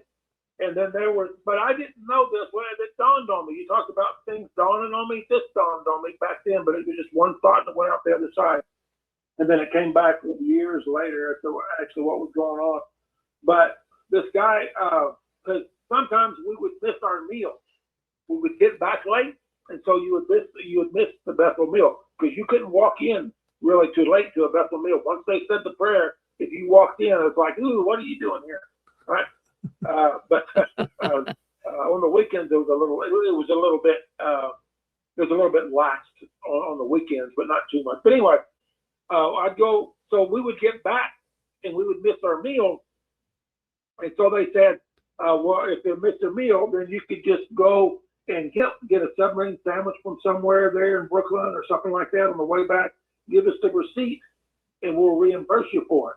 Well, it's the congregation that we came back from is the one that they got reimbursed from, okay? They charged those brothers every month. They sent the bill to them.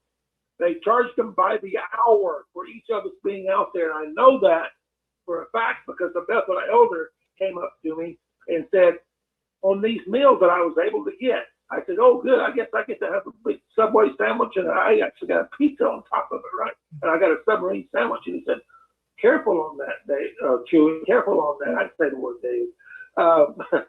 He said, careful on that because the brothers are getting charged for that. The congregation, the local congregation is getting charged for that. Just like they're charging them by the hour for us to go out there. And I went, really?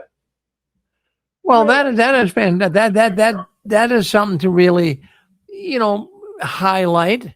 Now, I did hear that when brothers would go out and build a kingdom hall, that the congregation was on the hook to pay them. But this idea of food, my goodness gracious, it's just pitiful what the Watchtower does. They don't want to spend a dime of their own money, Chewy. It's terrible. Yeah, but the whole thing came back to me about a year ago, a year or two ago. I said, that is the doggone, that was a scam. Those poor brothers and sisters. But I really enjoyed the work because, you go out to those kingdom halls, some of them had 4 and 5 congregations ready to move into that kingdom hall, right? This is back in the 90s, and so they had to have, special, they had to have people that knew what they were doing. You just couldn't let the local brothers do it because of all the permits, and they didn't have the, it was just a different house. But you just didn't get a blank piece of land to build a kingdom hall on. You had to tear that stuff down and rebuild it the way you wanted it there in New York. But anyway, but yeah, they did that. That was all. But you had 5 different. I mean, you could have two Spanish in there, and maybe a French or a Portuguese or a Chinese. So you would have all sorts of different kinds of food in there coming at you all week long, and you always had nothing somewhere that you could grab. So it was great, man. I loved it. Yeah. Well, my goodness. So anyway, so you got out of Bethel and you went back to, you might not want to mention where you went back to, but, kind of stay in. Say again now. Oh, I was saying that so you left Bethel, you moved. I don't want to really give you away here tonight. I know you're trying to go a little incognito, but you moved back to go to the Midwest. Now, when you moved back, you were still a witness in good standing, and you went to the Kingdom Hall. And tell us how you married your wife, or how you found her. Oh, okay. That was years and years later. I got one other Bethel story. Can I tell that? Yeah. Go ahead. Yeah. Yeah. There was one time. Now you got to picture this. I hope this comes through because I got it on my iPad. There's a clip I took from one of your programs about 2 years ago, and I told this story about 2 weeks ago, but I pulled up the clip. But when I first went to Bethel, in my first year, I was familiar with what happened to Greenleaf in Chitty. I knew why they weren't there. I didn't know exactly the details. Didn't want to know the details. But a brother actually kind of indicated why they left. So I know they had a problem with the little boys, right? Or with the boys. So that's why I said.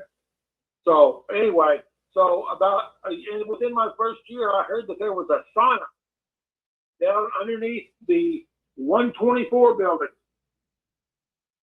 And I went, huh? Well, I want to go see that. I want to go visit that. That's cool. So I went down there and I looked at it. I said, yeah, they got like a little shower place. You can take a shower here, and this and that, this and that, this and that. Then so I said, okay. So I went down there. It was really nice. There was about 6 or 7 people there, maybe 8. I mean, that could fit in there. I went in there. It was alone. I was alone. Okay. But you could fit about 6, had cedar lined seats in it and everything like that. Benches, I should say. They had the rocks in there. You could have the steam in there. And then afterwards you could shower. I went, that's cool. Yeah. So I went down there, and then the next day, I went down there to the Bethel table, which is about two tables over from the chairman's table. And I said, oh, wow. I had a good time last night. They all looked at me. I said, what'd you do? I said, I went down to the sauna down there. The whole table went silent. A couple of little giggles. Oh no. What's going on there? They had morning worship. Nobody had said anything. at morning worship, and I had the table foot, which was a Bethel elder, came up to me and said, "You know, that's where Greenless had his accident." Oh God, oh God, oh God, oh no! I just got through eating breakfast. I just got through eating breakfast. I was pissed. I was pissed. I went down to the 30. I went down to the 30 building where the locker room was at. I was griping about it. I was in the locker room. Joe Anderson used to change his clothes there. Okay. And there was another brother that was in charge of us. He was a Bethel elder. He had gray hair. His name was Joe also. It wasn't Joe Anderson, but his name was Joe also. Joe also. And I think he may still be living now still. But anyway, and he put his arm around me. He said, "Most people don't go back down there when they find out what went on." That was it. Now let's fast forward. I told this story a couple of weeks back on Sixth String, but let's fast forward, and hopefully this will come through. I really want it to come through. Let me see here. Now, I heard this on your program about 2 years ago. And now you got a picture. This is the first time I've heard about this sauna since I left. Okay? The gentleman, I want to stop it here in about 5 seconds, but I want to make sure you can hear it, okay? Okay, good. All right. Well, normally, what I'm about to say, normally I would bring this up. But can you hear that? Yeah. Okay. It's time. But since you mentioned that,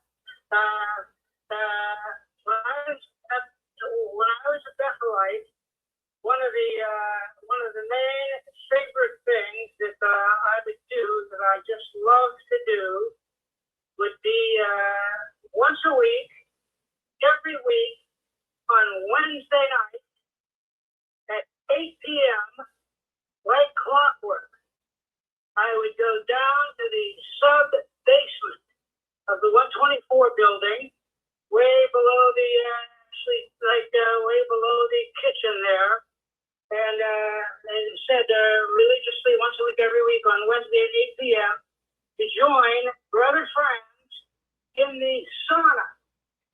Now, of course, at that time, there was about half a dozen, only about half a dozen of us would do that, and brother friends would, of course, take pride and relish in the fact that he could outlast everyone else in the sauna. That's number one.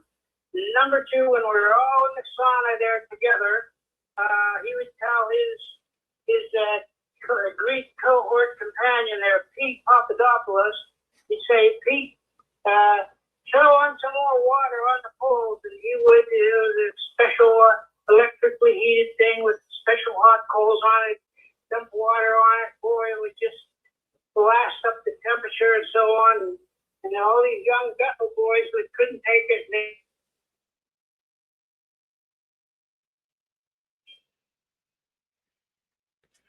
I think we lost the bars there, Chewy. Yeah, they with us, Chewy? Well, let's see. You there, Chewy? did you get all that? Rick? Oh, we got most of it. Yeah. Yeah, that's yeah. In fact, I know the brother that was talking. That's our good friend Larry. But no, so he mentioned the sauna. That must have brought back memories, huh? Oh, yeah. Oh, man. I was like, what's he going to say about France? Did they do something? Oh, no. Okay. They're doing a spiritual thing. Okay. All right. Oh yeah, that's interesting. My goodness, so you heard that, yeah? I remember him when he talking about that. Yep. Right. So, yeah. Well, the reason why I left, Rick, there was a party up there, and they had a party. It was on. I lived on the second floor. There was a party on the fourth floor, and it got out of hand. And What do there you was a mean by couple of them that getting really got drunk, and there was I wasn't there for that. There was some. I'm not sure what all went on, but they had 4 or 5 of us because I left. There was a brother there, and he was kind of loaded a little bit, you know. And I asked him. I said, "Hey, I need some money. Can I borrow some money?" He said, "Yeah." Okay, so he gave me some money, and then but he was drunk. He didn't remember that. And there was some other stuff. I left, and then there was a couple of others that left at the same time, and there was some stuff that went on there, and some, I don't say, well, I think it was just like a one-time deal, but there was some boy stuff went on there, sexual stuff went on there. I'll say it that way. And then, and I was there, but I was there after. I was there before that. I left, but I got some money off of him. Well, he didn't remember it because he was drunk, but he remembered that he had it in his wallet, so he reported it. And so they did some investigating, and I got it, and I was kicked out. Man, they disfellowshipped me, and they disfellowshipped a couple of other brothers there at the same time. And so when I came back, it wasn't a good thing. I had so much stress, so much anxiety. I mean, they locked me up in a room. The next day, they talked with me. They said, "Did you take it?" I said, "Yeah," but I asked him, "Well, you don't remember that." He doesn't remember that. I'm telling you, we were talking about it. And he said, and after it was all over with, and I came back, it took me about, almost a year to get back in. And actually, I talked with one of the elders that they reinstate you from Brooklyn. They don't reinstate you. And one of the reasons why he said that was probably they were so harsh on me was because back at the time their policy or the Watchtower's policy was if you were reproved, not only in Bethel but in general, but if you were reproved, you could, what's the word I want to use? You had to stay in the same congregation because the elder body there had to work with you. If they knew that you were going to move to another congregation, they were supposed to disfellowship you, not reprove you, because they wanted you to work with the same group. So since they could have reproved me, but since I didn't qualify to be a Bethelite anymore, they couldn't work with me. The elder body that told me that couldn't work with me. I was going to be sent back to my own congregation, so they DF'd me. And the other brothers, they did too, but that was a whole different circumstance. That was a whole different ball of wax. But they lock you up in a room. Once they find out something like that. And they keep you there until it's over with. Wow. Wow, that's interesting. That's fascinating. Yeah, that's fascinating, Chewy. That's, boy, I'll tell you what, though, being disfellowshipped, that had to be hard going back home. That really put a lot of pressure on you, boy. What was your crime again? Rick, big time. And I had so much stress and anxiety. What I did was, Rick, and I'll put this out on Was this for drinking too much and then they locked you in a room? No. After it wasn't about me. It wasn't about the drinking. What it was with me is there was a brother there, and he was drunk. He was a friend of mine. We're still friends today. He feels very sorry about what happened. He's still in, and I call him about once a year. But what it was I asked him, "Do you have any money? I need to borrow some money." I remember much it was, $10, and he says, "Yeah." He didn't remember it the next day. So after the party was over, he woke up and he said, "Someone got some money out of my wallet. I'm going to report it." And he didn't know. I didn't know. He did that. And so they started investigating. I said, "Well, yeah, I took the money. He said I could." Well, he doesn't remember it. Well, because he was drinking. That's why. Well, he's not going to say he was drunk because then he's going to go, right? So that's the reason why it was. It wasn't about the drinking for me. That sort of thing. They said it was. They said I stole the money. I didn't steal the money. I asked for it. So anyway, that's is it clear now? Yeah, that makes sense. Yeah, Pixie got that now. Yeah, so I understand. In other words, you get railroaded. You get. I could see that. Right. Yeah. Yeah. Right. And it took me. it took me. They kept all my stuff there too. I had a bunch of construction tools and stuff like that. They kept all that stuff about 6 months before I got it. Wow. Anyway, that's yeah. Well, that's quite a story, Chewy. My goodness gracious, that's quite a story. So now what happened? So he went back, you left Bethel, and of course that had to be difficult. Now you went back where you came from, and you weren't accepted. People didn't. I mean, people must have been coming up to you and saying, "Well, Chewy, my goodness, you came from Bethel." But what did you have to tell me with this fellowship, or they all knew it? No, they knew. Yeah. There was a couple of them that didn't, but they knew. And the next day, Rick, I've known them. What's the word I want to use? Obviously, I've known it, but I just felt more comfortable about talking. But this is funny. This is funny, Rick. This is funny. I'm glad I'm on YouTube. I'm glad this is going on YouTube. The next day, because I mentioned that I had a tobacco problem in high school. Okay. Yeah. Right. A few bits here and there. I went back to that. I went to the local grocery store and I got a big old can of Copenhagen, and I put about half that stuff in my mouth, a big old dip. And to be honest with you, Rick, I quit it 7 years ago, 4 years ago.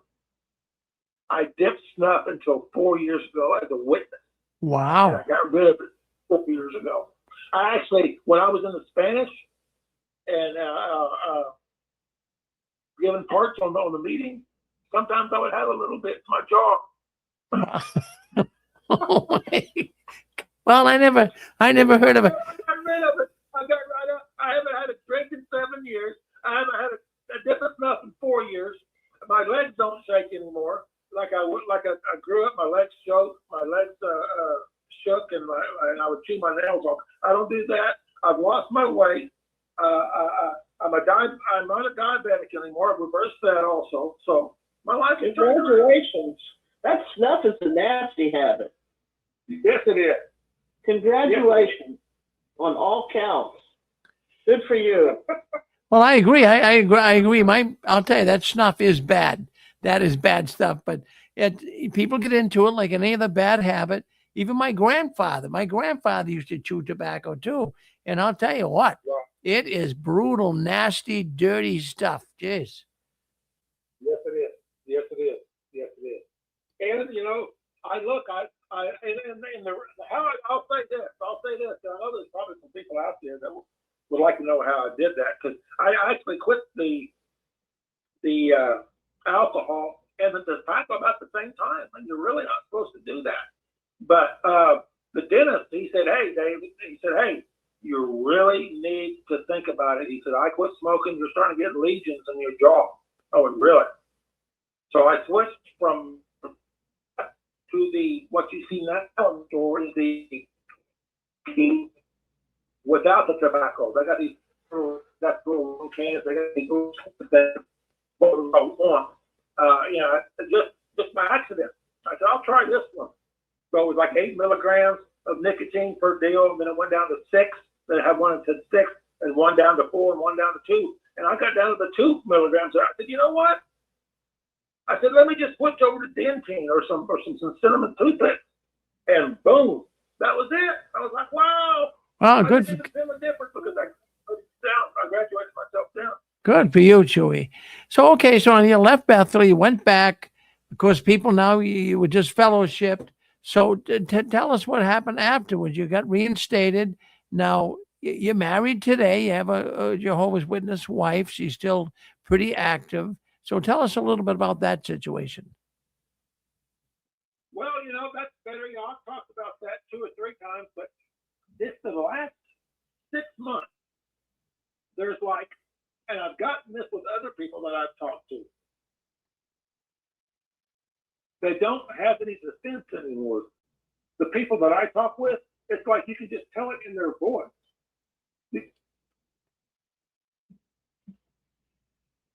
So what you're saying is you're noticing a change. So even with your wife now, I mean, you live with her and you're observing her, and she has been always pretty much a staunch witness. So tell us how she's changing somewhat, Julie. Well, not necessarily that I know of, but I mean, we haven't got that far yet. But this is the thing, she's more accepting on a lot of things. Just more accepting. Before, just an example. Well, there's a couple here. Before, let's see, what was I going to say here? I lost my before, hated. It was all the money, blah blah blah. Every bit of it. Kiss got on there, and she wouldn't even try. She wouldn't even watch an interview with them at all. I mean, she would just turn that thing off. Oh, they got double horns on them and all that stuff. I walk into the room, and she's like watching Gene Simmons on Spanish TV. I was like, where did that? Before you'd run out of the room, you'd change the channel. Now you're watching the thing. And she said, look, there goes your fatty. Yeah, he's pretty cool. I was like, whoa, where did that come from? And then the other one is, she talks about, she said, oh, look at that new school. Oh, all the young kids, they need to have schools. They need an education in this world. I was like, where did that come from? You're not supposed to be saying that at all. And then I was telling her, because I've been doing some research on my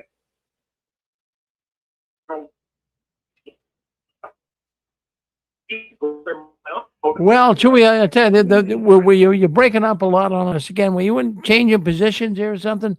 Go back to where it was good, because it's breaking up again. about now. Yeah, it's good now. Yep. Go back to the research. You were saying you were doing research. That's where we stopped hearing you. I want to hear this part. Okay, well, I was just doing some research on my uncle, and he was right next to the Band of Brothers. I know I'm kind of deviating it a little here from Six Strings, but he was right next to the Band of Brothers, and he went right with them on the gliders on D-Day. He was right next to them. And I said, that's where my brother was. I mean, my uncle was. AI said he was right there. He's the next group over. And she said, really? Boy, she actually watched half that show. She watched half that show on Band of Brothers, and that's the reason I was watching it, because I wanted to see where my uncle was at. And she was like, "What?"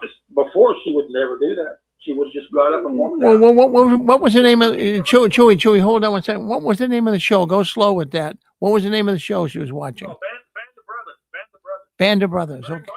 Yep. Band of Brothers. It's on HBO. Band of Brothers. Just about what? Well, what's that show about? I'm curious. I never heard of it. No. Oh, it was about the It's follows the Rangers that climb Point de Hoc at Normandy. Yeah. It just follows their trek all the way through to the Eagle's Nest up in Hitler. Through the war. Oh, The yeah. war. And my uncle was right next to him. Wow.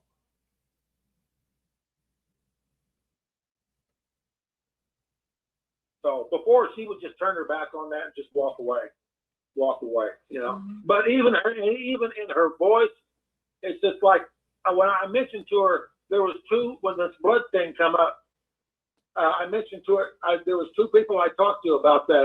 A best friend of mine who's still in, and her.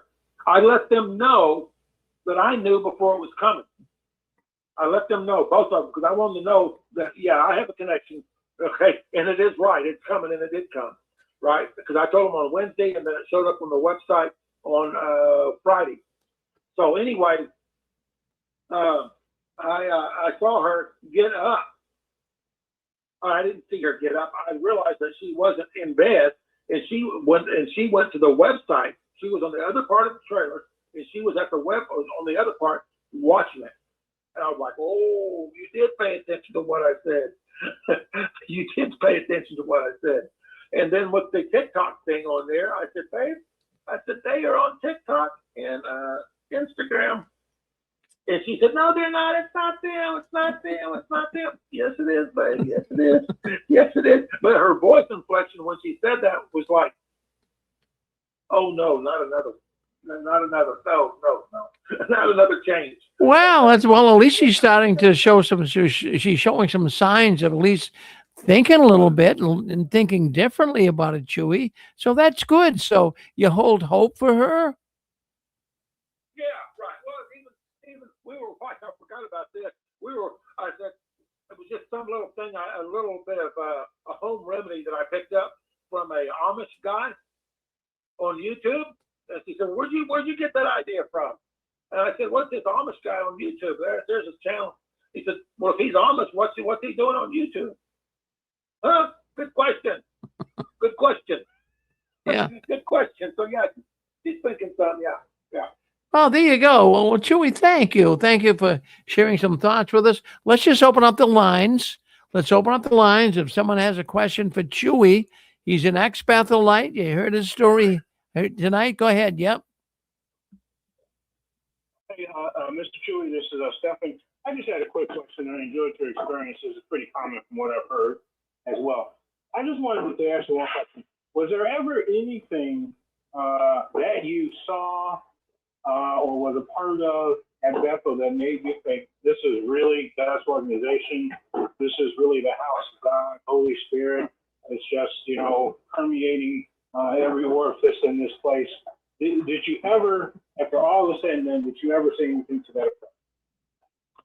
Oh yeah. When I first went to Bethel, that's what I thought. I was at the hub of it, man. I was at the hub, and boy, them putting me down by the chairman's table. I was 2 tables over from the chairman's table. Oh, when the congregation back home thought of that, when they heard about that, oh, that David Marshall or David, it doesn't matter. That David is 2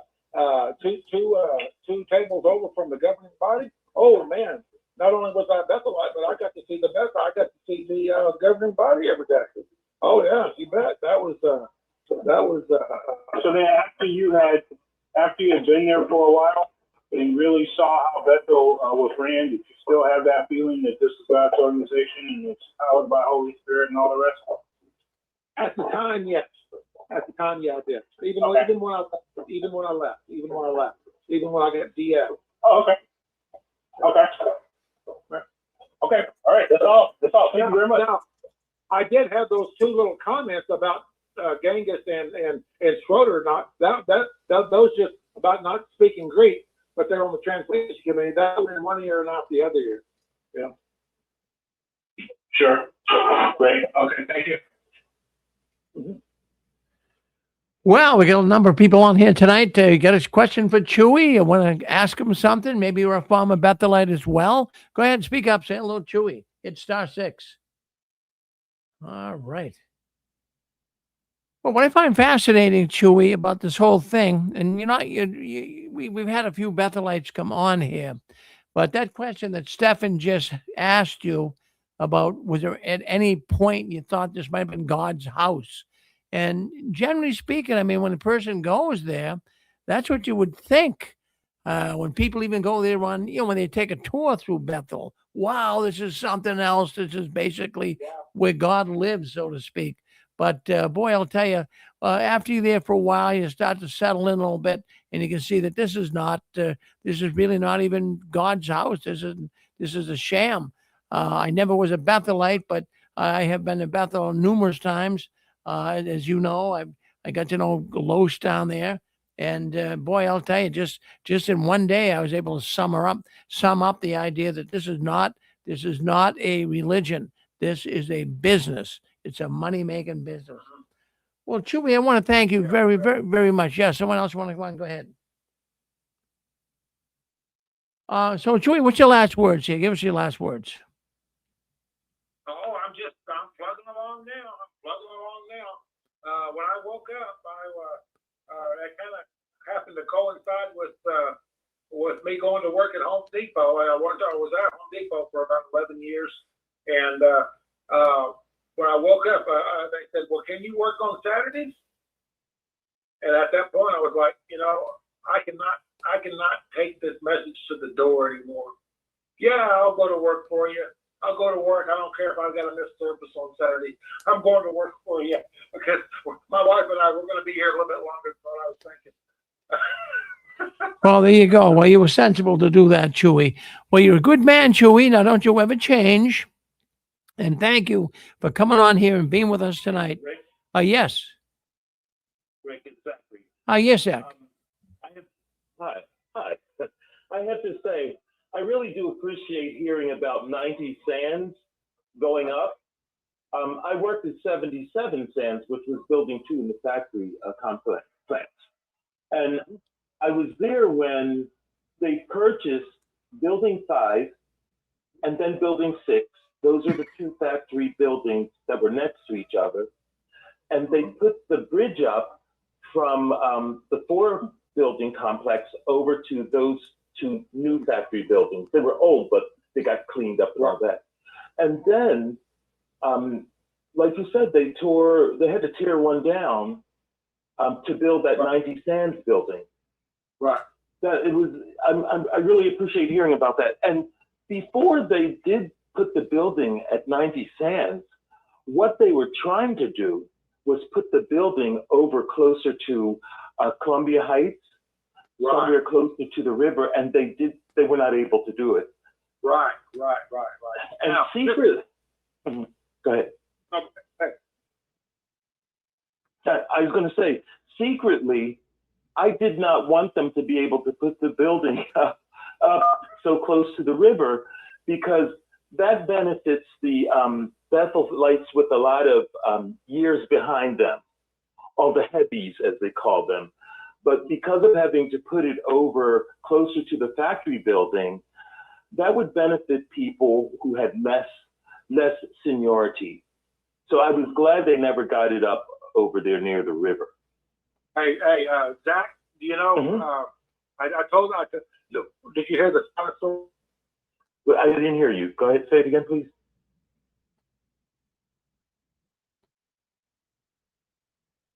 I can't hear anything. No, he's got some problems with his phone going on there tonight. Chewy, we cannot hear you again.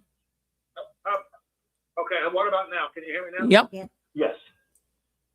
Okay, hey, Zach, Yes. the brother that told me about the sauna, right? Uh-huh. His name, he was Laverne Clifton's husband. Oh my God, I worked with her. Right. I worked with her. We had a conversation. She's the best Christian on earth. She's wonderful. Oh, yeah. It was her husband that told me that. Really, you know, the only time I saw the sauna was on the orientation tour. That's the only time I saw the sauna. I never went to the sauna. Okay, back up. Listen to this program tomorrow, and there's an experience about me and the sauna in there, and about another experience. Get it on YouTube tomorrow. Go through it, and you'll Okay, thanks so much for dropping that name, Laverne Clifton. What a nice person she was. Oh, she was a sweetheart. Yeah, one of the nicest people on earth. Yeah. She was so sweet. She didn't even need to be a Bethel. She was so sweet. But well, what she would do, everybody would believe this was truly God's organization. If you met Laverne Clifton, you would feel she could bring everybody into the organization. She could. She had a lot of health problems. Oh, did she? I'm sorry to hear that.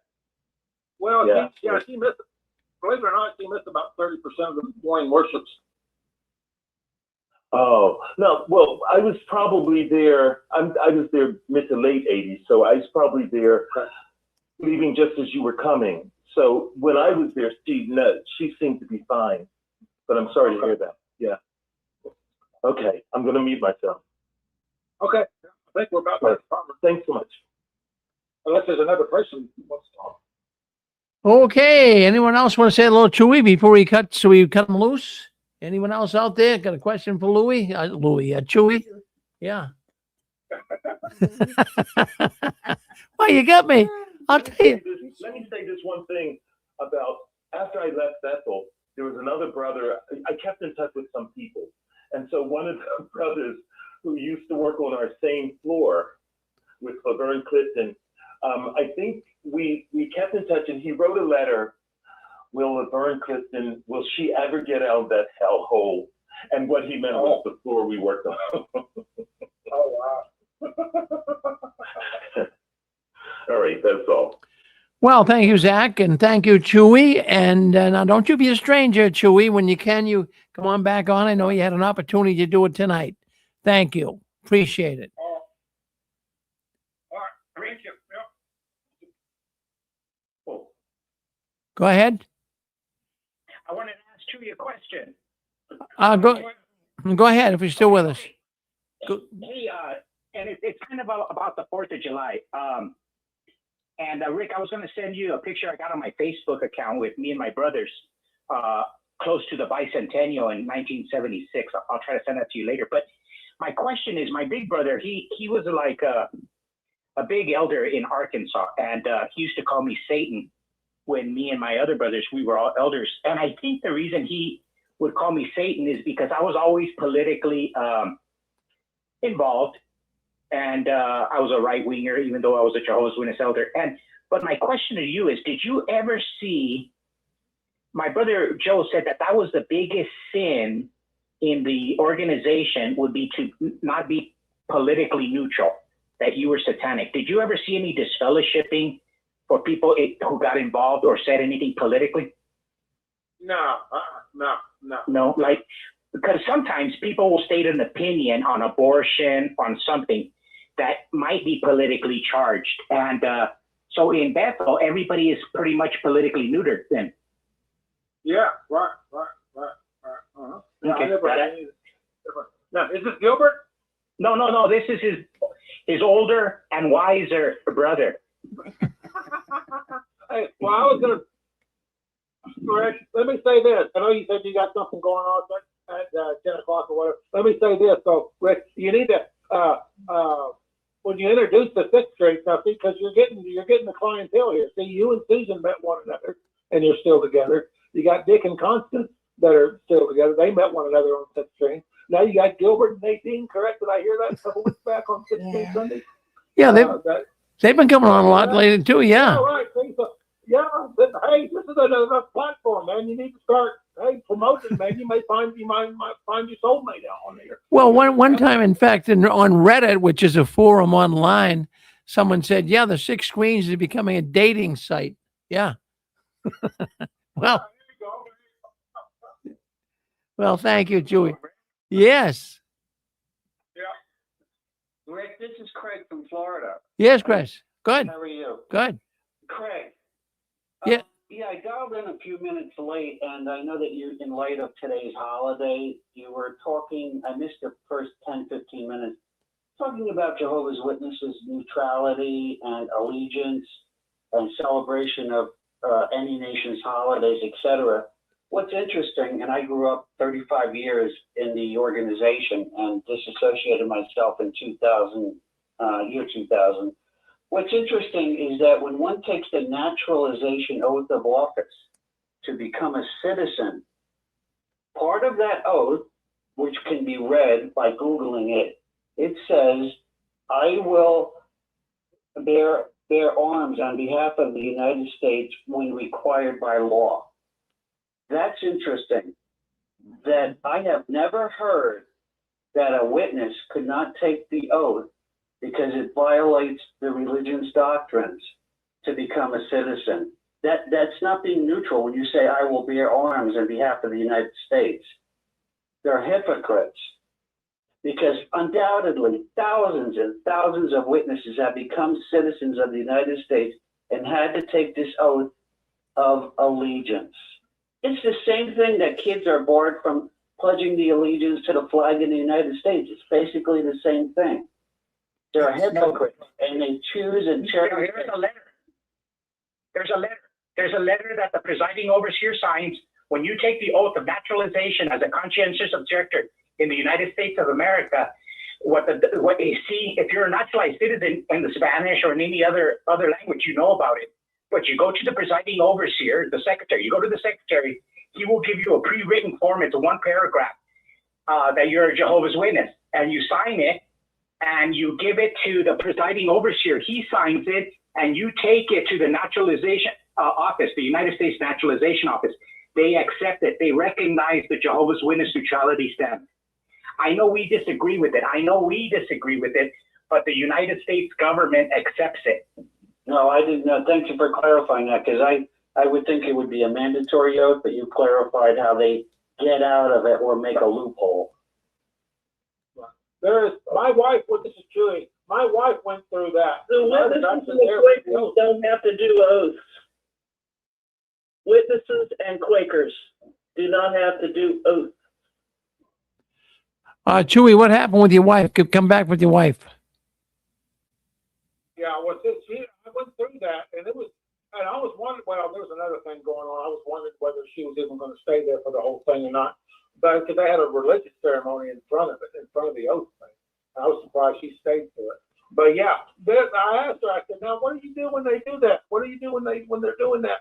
Because I didn't know what she was doing, because I was out, she's not going to tell me the details of what she had to do as far as congregation. She wasn't going to do that. But she said, I said, what do you do when you're supposed to raise your hand and give that oath? She said, she didn't really have an answer for it, She really didn't have an answer for it. I was really surprised.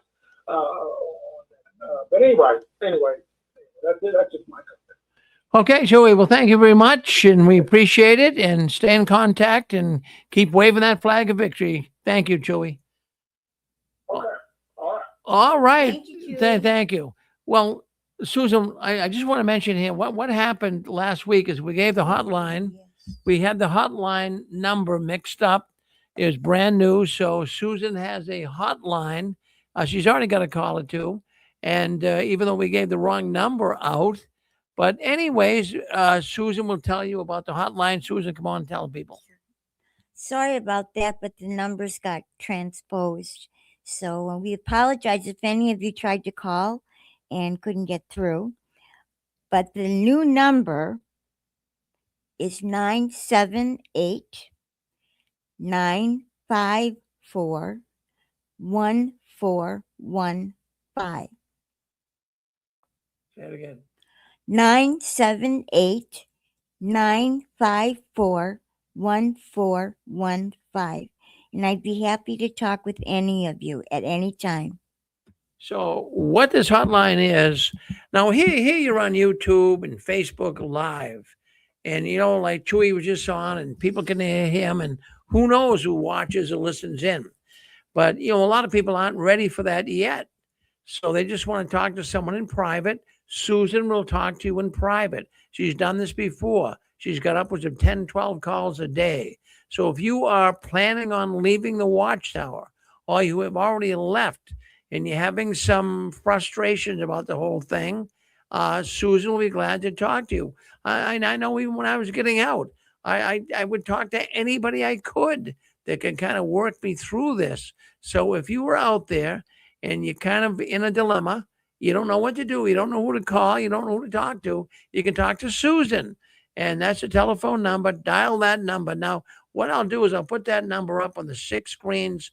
It won't be up there tonight, but it'll be up there first of the week. The new number, you can call in, go to the 6screens.com, www.6screensofthewatchtower.com, and you'll be able to see the number, the hotline. And I'm going to put it up on Facebook a lot too. And I think we'll even take some advertisements out on Facebook for it as well, because a lot of people right now are leaving the Watchtower, and it's hard for them. They're not sure exactly what to do. Susan has the experience. She was a Jehovah's Witness for over 30 years of her life, and she can tell you a lot. So by all means, call Susan on the hotline. Give the number again, Susan. The number is 978-954-1415. Well, there you go. Well, that's the hotline. So give Susan a call. All right. I want to just talk about this for a second, how the money rolls in. Oh, yeah. Well, that's the money rolling into the Watchtower. Well, we know the Watchtower Bible and Tract Society. Well, we know them as the arm of the Jehovah's Witnesses, right? It receives substantial income from wills, trust, and legacies left by members. And I think we all know that listening in. A lot of people have left the Watchtower a lot of their money in their wills. And we started talking a little bit about this last Sunday and it really brought a lot of things up concerning how the Watchtower is so devious in taking money from people and coercing them, so to speak, on leaving them money when they die. Now, we know that the Watchtower is involved in many businesses. We're not going to get involved with all of them tonight, but we even know that the Watchtower, they're pretty good at maneuvering and massaging the books. Let's go with that. And we talked about the asset management company the Watchtower has in Ireland, and they have some pretty heavy hitters there.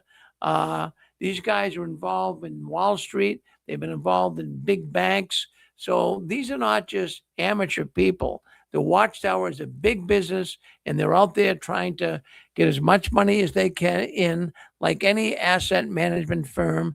And according to an Irish newspaper, we brought it up here many times before, an Irish business newspaper, the Watchtower is, according to the paper, worth tens of billions. Well, this is how much they have in their assets.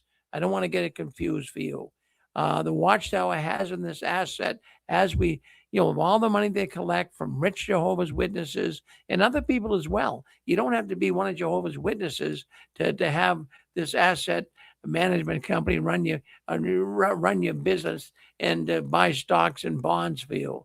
But anyways, they have over the tens of billions of dollars in the asset management firm, but also according to the newspaper here in Ireland, that they have upwards of $10 billion themselves. So it's kind of interesting what the Watchtower is doing here in being involved with this. And the reason why I even say that is because, the Watchtower would never want you to go out and get involved like they have got involved with the world. But yet here they do it, and what hypocrites they are. So, then these people too, just to name, in this Irish asset management company, there's a man by the name of Philip Lofts, Lofts, and he's actually a Jehovah's Witness. Philip Lofts, Brother Philip. Well, this man, he comes with high credentials. He's a former group chief risk officer and CEO of UBS Americas. Well, UBS is a giant bank in Europe, and they have branches here in America. He's a CEO of that. This guy is no dumbbell. This guy knows how to manage money, and the Watchtower is a witness too. And also another man, his name is Vasilio Pappas, and he's the founder of a Centagon management company, an asset management company as well. And he manages roughly $57 billion in assets. Now, I mentioned these names, Pappas and Lofts, and I got thinking, we're starting to, because of AI, because of the way it now searches, we're starting to get down to the nitty gritty. And, who really owns the Watchtower? Who is the stockholders of the Watchtower? Could this guy Lofts and Pappas, could they be the big wigs? Well, somebody is. It's not just the governing body. I believe they're just figureheads. But now some names are starting to pop up. But so be that. I wanted to continue on. The reason why I even bring this up is because the Watchtower has it all set up for people who have wealth in the Watchtower organization, that they will accept the money. They'll take a will. And many people are leaving wills, a lot of money to the Watchtower. So I wanted to bring that up tonight.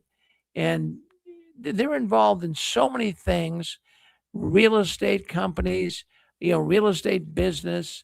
They're doing all kinds of things to make a whole lot of money, and they're as cheap as they possibly can be. Now the Watchtower they don't publish these figures. There's got to be a lot of digging to get them. But now with AI and the way the internet's going, all this stuff is now becoming readily available. Now, I'm going to bring something up here that is really going to shock you. And the reason why I want to bring it up is because of something that came across JW World News here recently. It has to do with Jehovah's Witness PME, a real loyal Jehovah's Witness man, and he served as an elder for quite a while. Now, this particular man, he lived a very modest but comfortable life. He never was flashy at all, and his adult children are not Jehovah's Witnesses. He has 2 adult children, and they're not Jehovah's Witnesses. Now, what happened here recently is he died. Now, when this Jehovah's Witness man died, he had in his estate $8 million. And guess what? He left it all to the Watchtower. As a matter of fact, the 2 adult non-Jehovah's Witness kids that he had, children, they didn't get a penny. I mean, is that sad or what? And the reason why he didn't give them any money was simply because the children are not in the organization. Now, what a heartless thing to do, right? Think about it, $8 million. And because my children aren't Jehovah's Witnesses, they're not going to get a penny. Well, I'll tell you, that's kind of interesting when you stop and think about it. It's kind of sad, too. Now, I'm thinking out loud here, and I want you guys to think along with me. A lot of this money coming into the Watchtower through inheritance is coming through people who are baby boomers. There's a lot of elderly Jehovah's Witness people.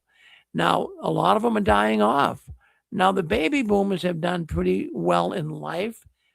Many have bought real estate years ago when real estate prices have skyrocketed. Some people years ago, back in the 1950s, perhaps bought real estate, a house for $12,000, $15,000. Today, in some parts of the country, that $12,000, $15,000 house is worth $500,000. So they're dying off, and the Watchtower right now has got their hands out. They're taking a lot of money in from people who are leaving their will to the Watchtower. So I'm just, again, analyzing the situation and beginning to really see that, the Watchtower right now is making out like a bandit with these baby boomers dying off.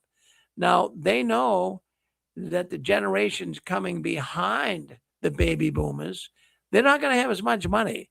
I mean, let's take the Gen Xers and subsequent generations. They're not going to have the money that the baby boomers did. So the Watchtower realized that's going to dry up soon. But there's an all-out effort right now for the Watchtower to really squeeze everybody. Every loyal baby boomer is being squeezed. And we've had people come on the program here and talk about how their parents have given so much money to the Watchtower and left very, very little for the children. And I got thinking, even as I was going over this story, if the Watchtower claims to be the only ones in the world that totally understand the Bible, and the God of the universe is on their side.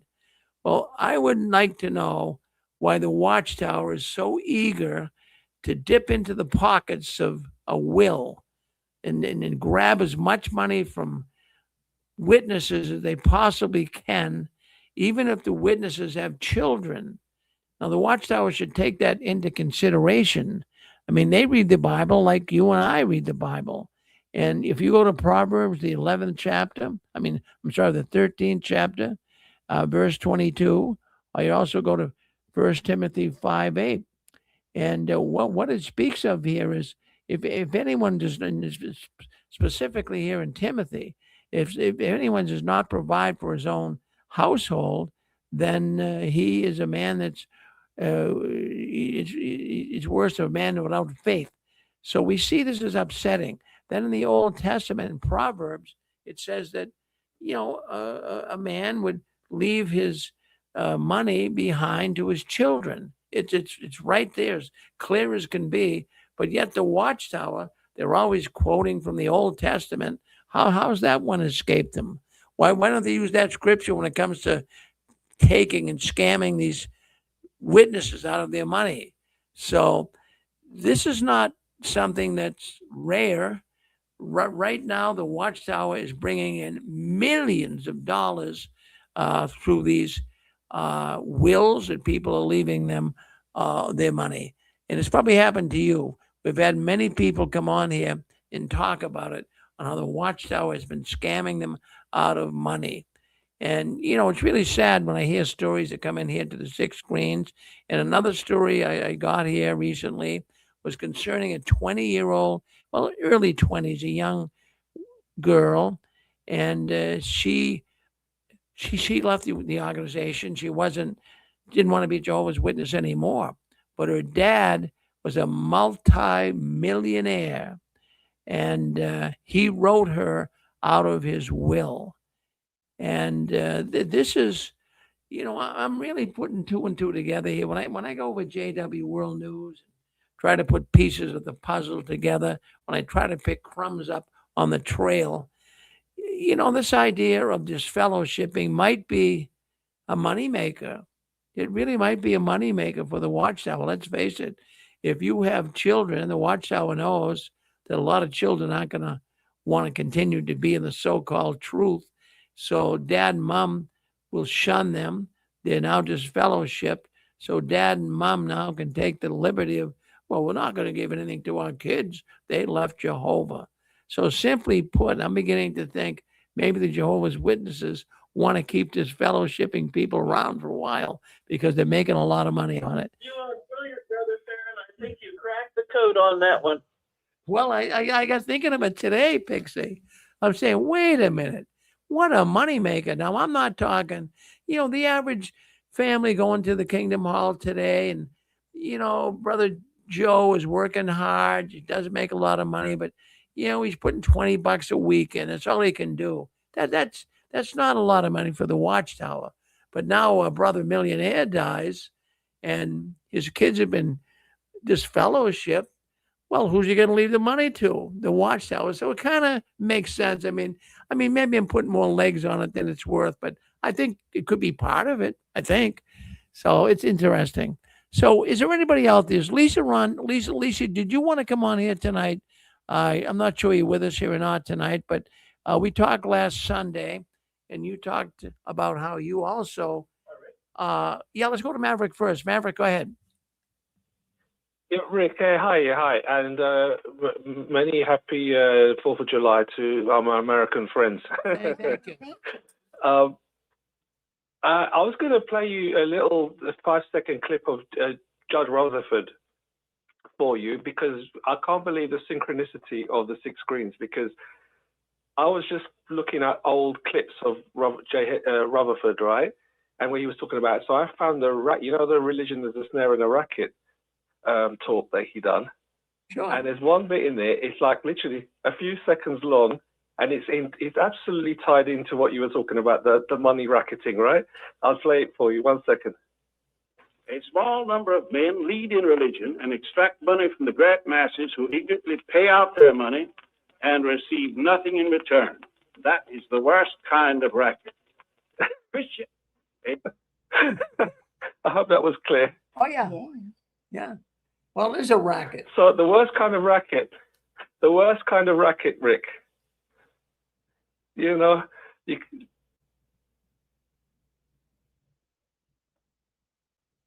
there with us, Maverick? Yes, I'm here.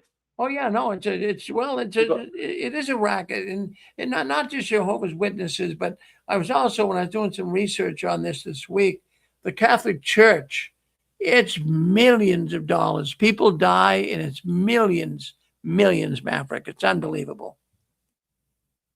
Yeah, it is. And I just thought, I can't believe it.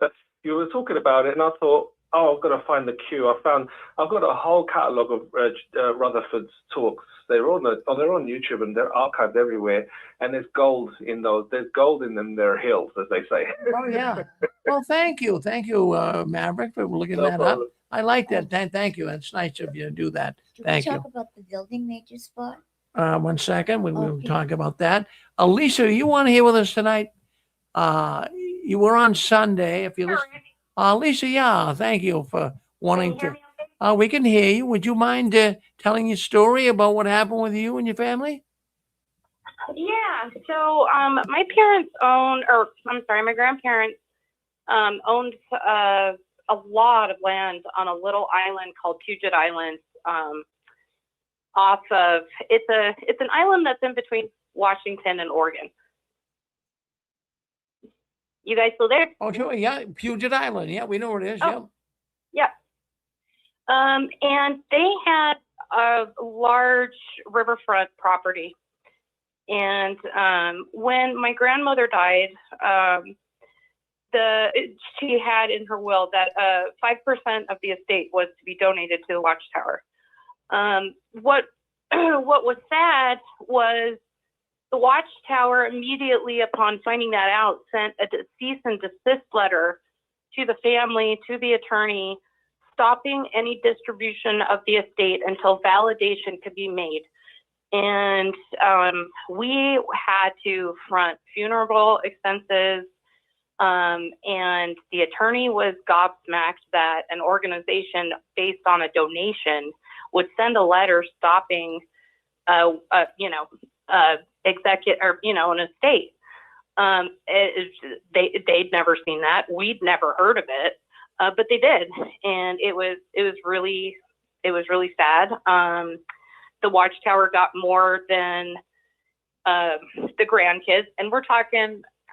This was a $1 million plus estate, all said and done, with the land and the house and everything like that. So yeah, it was really, really hard to see that. And my parents, I'm third generation, so my parents were shocked at this. They're a little kind of dumbfounded, but they're like, all right, well, I guess we just gotta wait and see what happens. And yeah, it prolonged the estate by like 8 months until everything could be said and done, because the Watchtower wanted to make sure they got their money first. Well, that really is so unfair. And I think the percentage you mentioned to me, the Watchtower was going to get 5%. Am I correct with that? Yes, she had it set out they would get 5% of the estate. Yeah. So here they are, really messing a family up. You're in grief. Now, like you say, you got to front the money for the funeral and, take it out of your pockets, put it out there because the Watchtower is holding this up. See, this is why I really say this cannot be a Christian organization. They don't approach anything in a Christian manner. I'm sure that they could trust you guys. You're all witnesses at the time, right?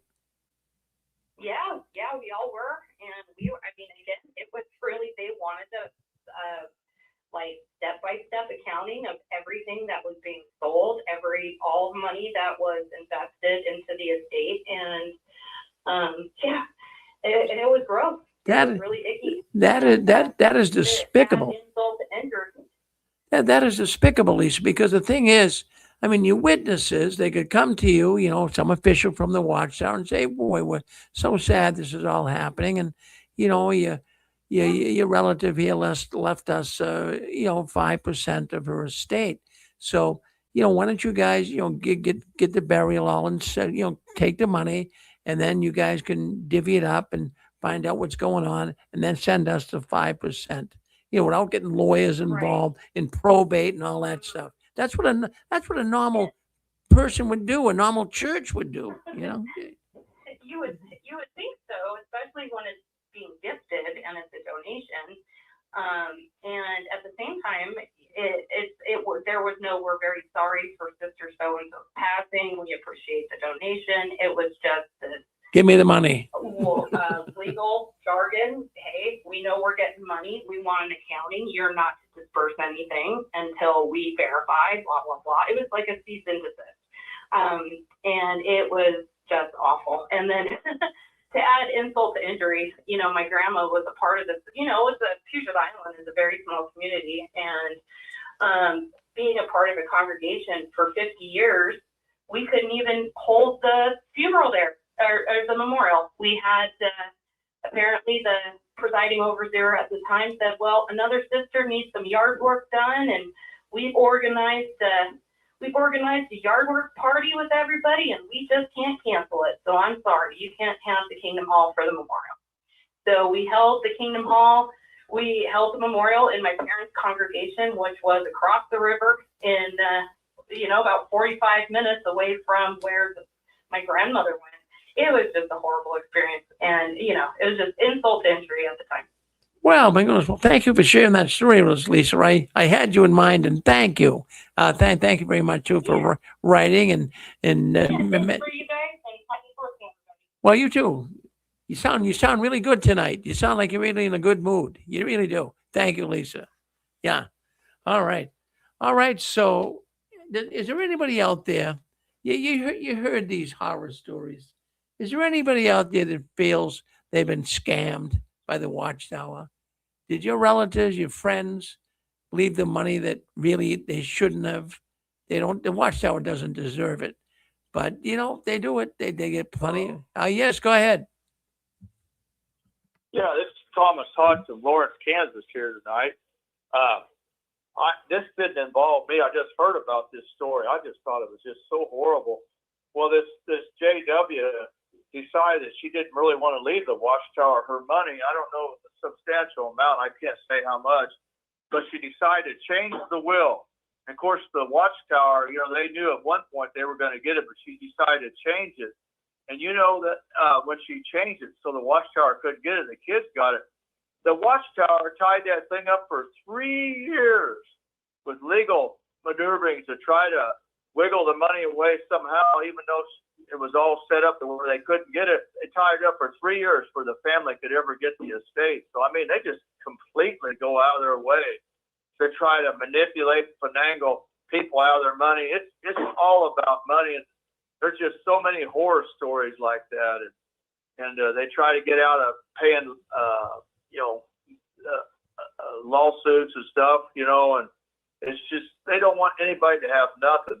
They are the most evil, despicable organization I've ever seen in my life. The stories we hear are just so shocking. Well, just like Prince, look how they took most of his money and the family didn't get very much, I guess. Well, would you go as far, Tom, as calling the Watchtower cheap? Oh, yeah, it's worse than that. They're just terribly greedy. I just can't even, there's nothing biblical about it. It's a shame these people can't see that it's nothing but a false organization. They don't follow the Bible anymore. They just use the JW.org, and I don't think they hardly even open up the Bible anymore. I think the word is swindler. Well, that's a good word, Pixie. But I get thinking of Chewy. I don't know if you heard him on here, Thomas, but here he is working construction, building buildings for the Watchtower. And so anyways, he was working on Kingdom Hall.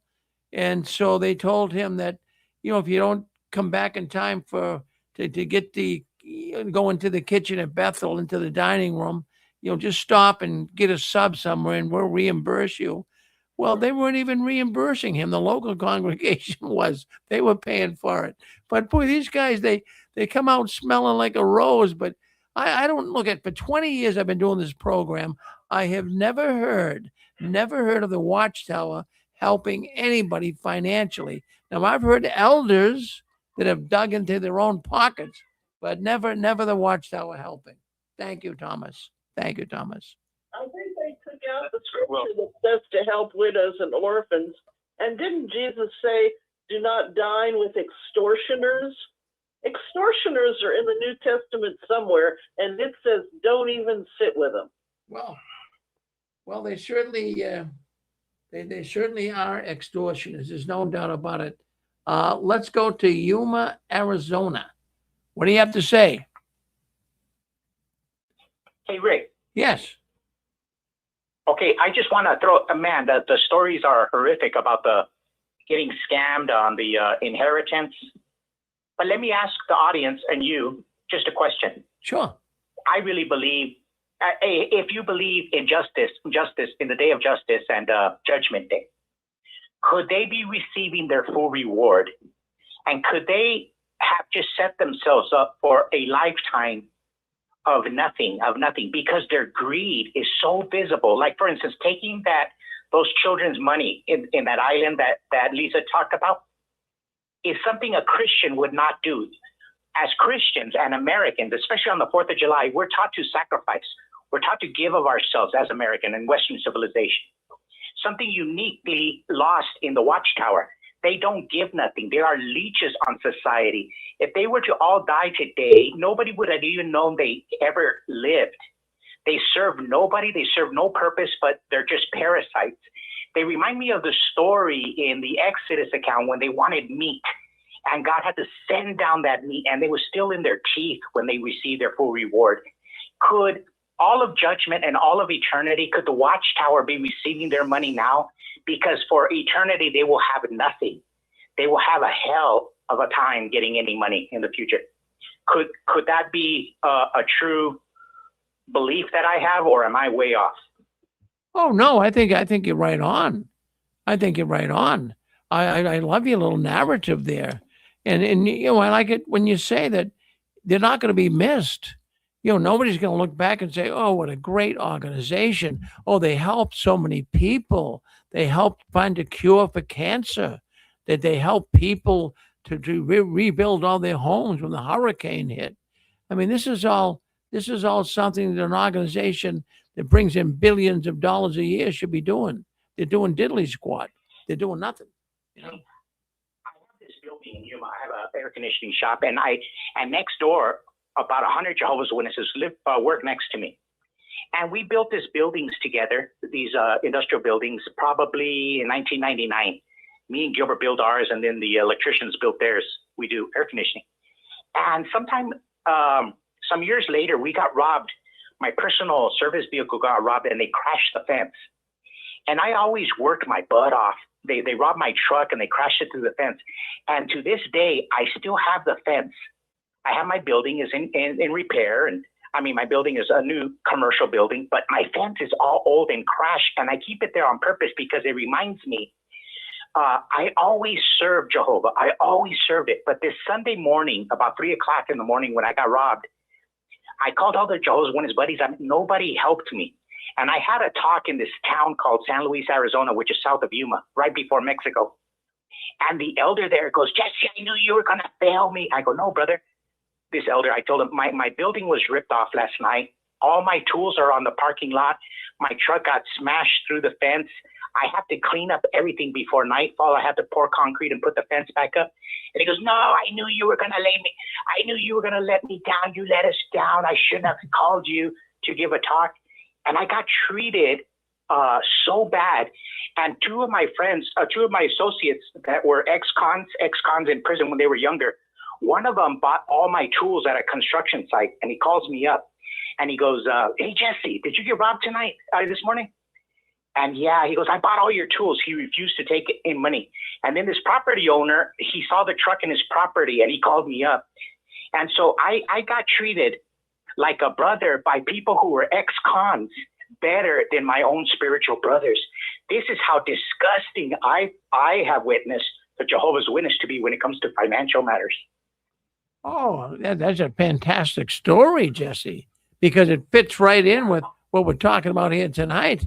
My goodness, no, that's and really, I'm sure there's some that are pretty good, but boy, most of the witnesses. I mean, I could go into horror stories myself, all about because I had a business and I had 15 witnesses working for me at one time. I won't even get into it, but boy, I'll tell you, it was a nightmare.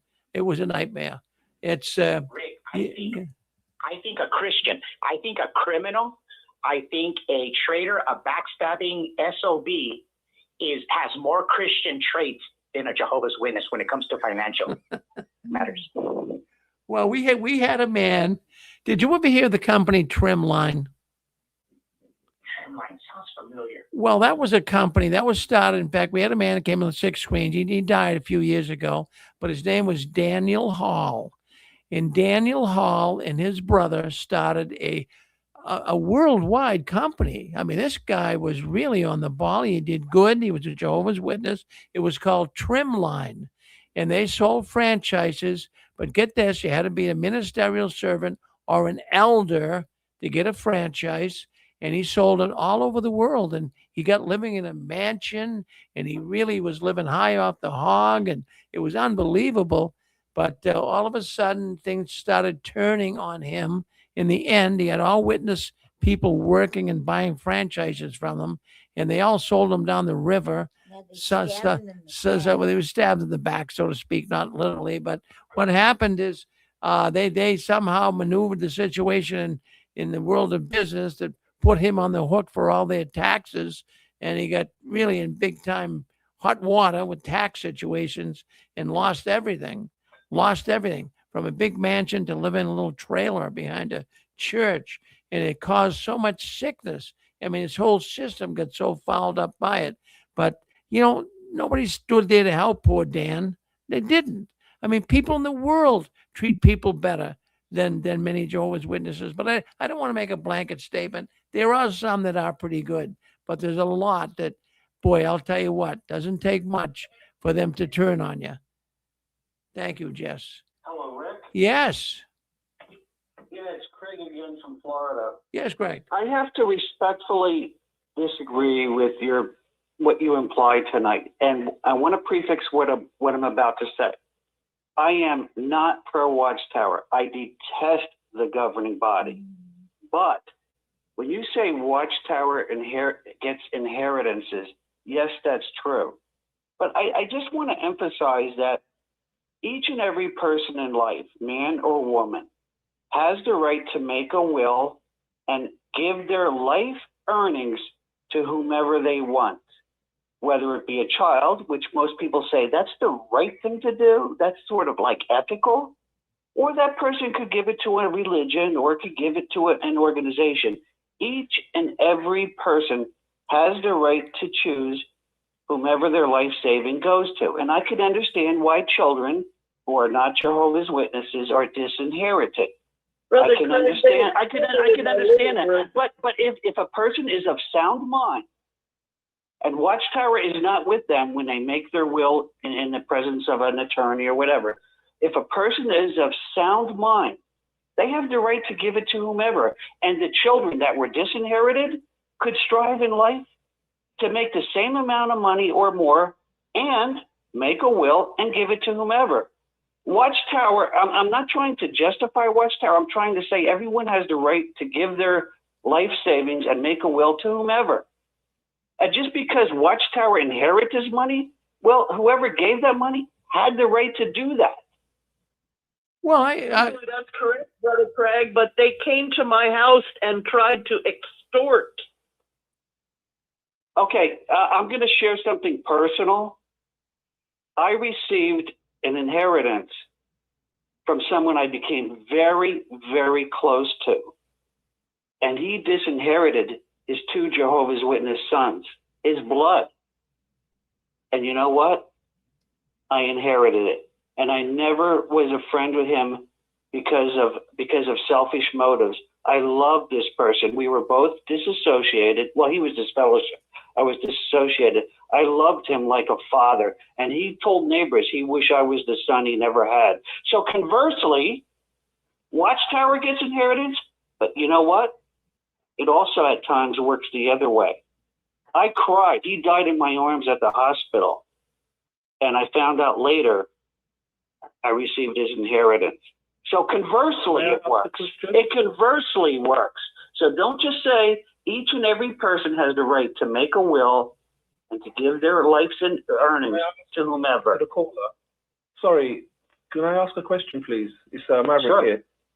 The only caveat that I think may be valid to say in this conversation, I get what you're saying, but I think that the thing is, if we ask the question, if a person who is a witness and given their inheritance, as you say, from their own free will, if they found out that the organization was a false organization, right, that would heavily influence whether they would give at that point. So the point is not the fact that they don't have, as a believing witness, yes, they have a right to do what they want, and no one's putting a gun to their head and saying you've got to give your inheritance to the society.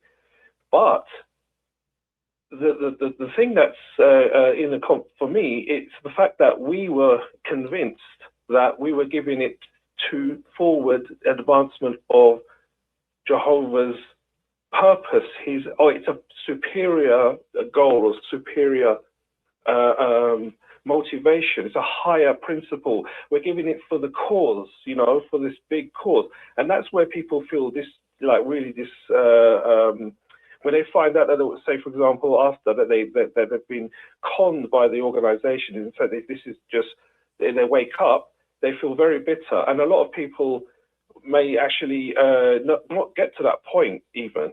Well, you see what you just said? Yeah, they don't get to that point. You see, in life, we have to make choices and decisions. And some people will not, quote unquote, wake up to the Jehovah's Witness being a false organization or a cult or whatever. But that is a life journey. Some people wake up, some people do not. But that's an accountability for each and every person, whether they find out the witnesses are a false religion or not. And that will roll over into the end of their life when they make their will, what they have learned in life, what they believe, what they feel. But that's a personal decision. Some people learn, some people don't. I'll leave it with this, right? I'll give you, I'll bring it close to my own home, close to home. I was robbed of my father's inheritance by my uncle, who was an active witness, nearly in US dollars, over $300,000 of my inheritance was taken by a family member who was a witness. And I'm not actually bitter about it now. I've let it go. It's gone. So when Rick was talking and others people are talking about, I can only speak from my own experience. Yes, as you said, you made a valid point that, you know, each person's entitled to, but there is undue influence. That's the only thing that we know in psychology. There's undue influence. The people who are giving their money over to the organization have been conned into thinking that they are giving it to Jehovah for his organization, and they're going to get some sort of reward. A bit like how churches do these tithe thing, and they believe that by giving token money to their church, they're going to get more brownie points in heaven. Okay, but I'm not. Yeah, but I'm not an attorney. But I want to say that the legal language or whatever. If a person has to be of sound mind when they make their will, sound mind. Notice from a legal standpoint, they don't say, are you under undue influence from a religious source? That's not the religion or doctrine or undue influence isn't there. It's of you are legally sane. It is there. It is there. I don't want to make this about an argument, but it is there now. Craig, they came to my house. My mother was 102. Her will was already made. The property was already in my name, so the nursing home couldn't take it when my dad was 93. But this sister came to my house with a paper and pen and tried to get my mother's signature. She tried to con my mother with me, the heir, still in the room. I understand, and that is a perfect example of undue influence. That was a perfect example of undue influence. But as an example, as I told you my situation, when this person made the will, he did so in a lawyer's office. And he disinherited his two sons. One was a Bethelite and one is an elder, in another state.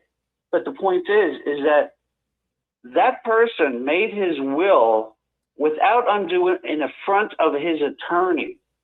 So it works all ways. It's just that when a person makes a will, he can't be undue influence. That's good that you were left something. Now in Virginia, you have to be a business partner or a family member.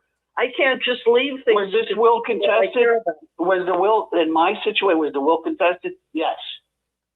Yes. And you know what? The court said the person was of sound mind. Great. And he was. And I asked for nothing. He gave me money for cutting his grass, and I yelled at him. I have the copy of the check. I ripped it up, made a copy. I don't want anything. Over a decade, I was very close to him. He was very elderly, and no one looked in on him, and I did. Weekly, I had to help him change his sheets because he couldn't lift the mattress. Took him to the doctors, visited him during storm. Weekly. And did it for nothing. And his son who lived 15 minutes away, who was an elder, did jack nothing. Can I ask a question? Of course, Yeah, go ahead. Please. Yeah. Did you con the old man? Absolutely not. I never took a Okay. dollar. Excellent. And that's the difference. He died in my arms, and I didn't even know his will. I didn't even know his will. That's the difference between you and the organization. The organization knows it's conning these people. That gentleman did not do that to you. But his son, if they looked at it, a son that lives 15 minutes away can't help his father. That is pathetic. We're not talking about the son. We're talking about the person who signs over their will to an organization that cons them. That old man, you didn't con him. So he genuinely. Okay, I understand. Like the sister that's on the phone, that says someone came over to influence her mother writing the will. That's 102. That's clear. But Rick's headline was Watchtower receives inheritances. Yeah, well, they have the right to receive inheritances. Well, I'm going to.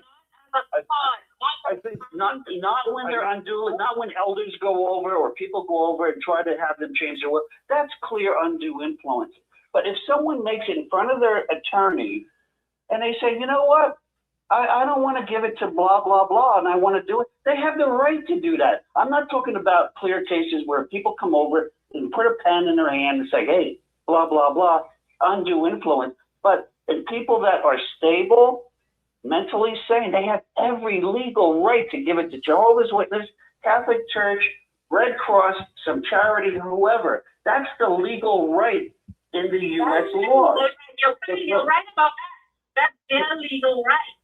And also, it would seem as if it is the organization's legal right to con people. So this is becoming so twisted. This is going into other places. Brother, I appreciate what this brother said in his opening statement. It makes sense.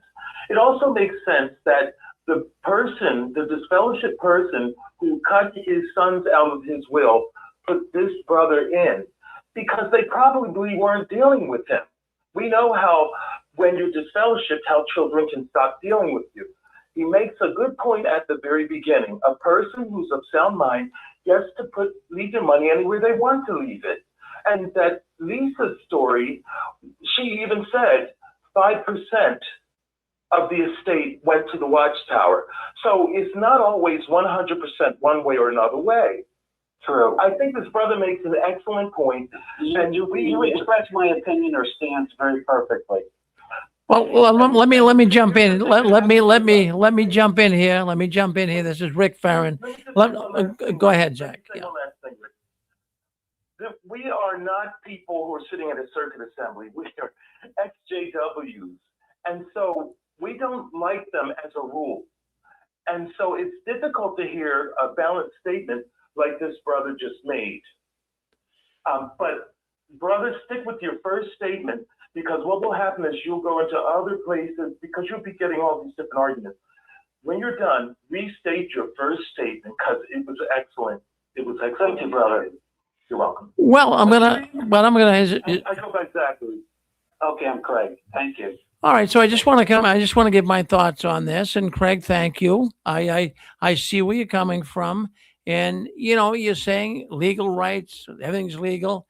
Yeah, it is. But even the Apostle Paul, I mean, I can give you scripture. All things might be lawful, but is it advantageous? So let's just go with the story of Lisa. Let's go with the story of Lisa. His 5% is going to the Watchtower. 5% of $1 million. Okay, what is that? $50,000. Okay, so they're gonna hold up all the rest of that money. The family had to cough up the money for the burial.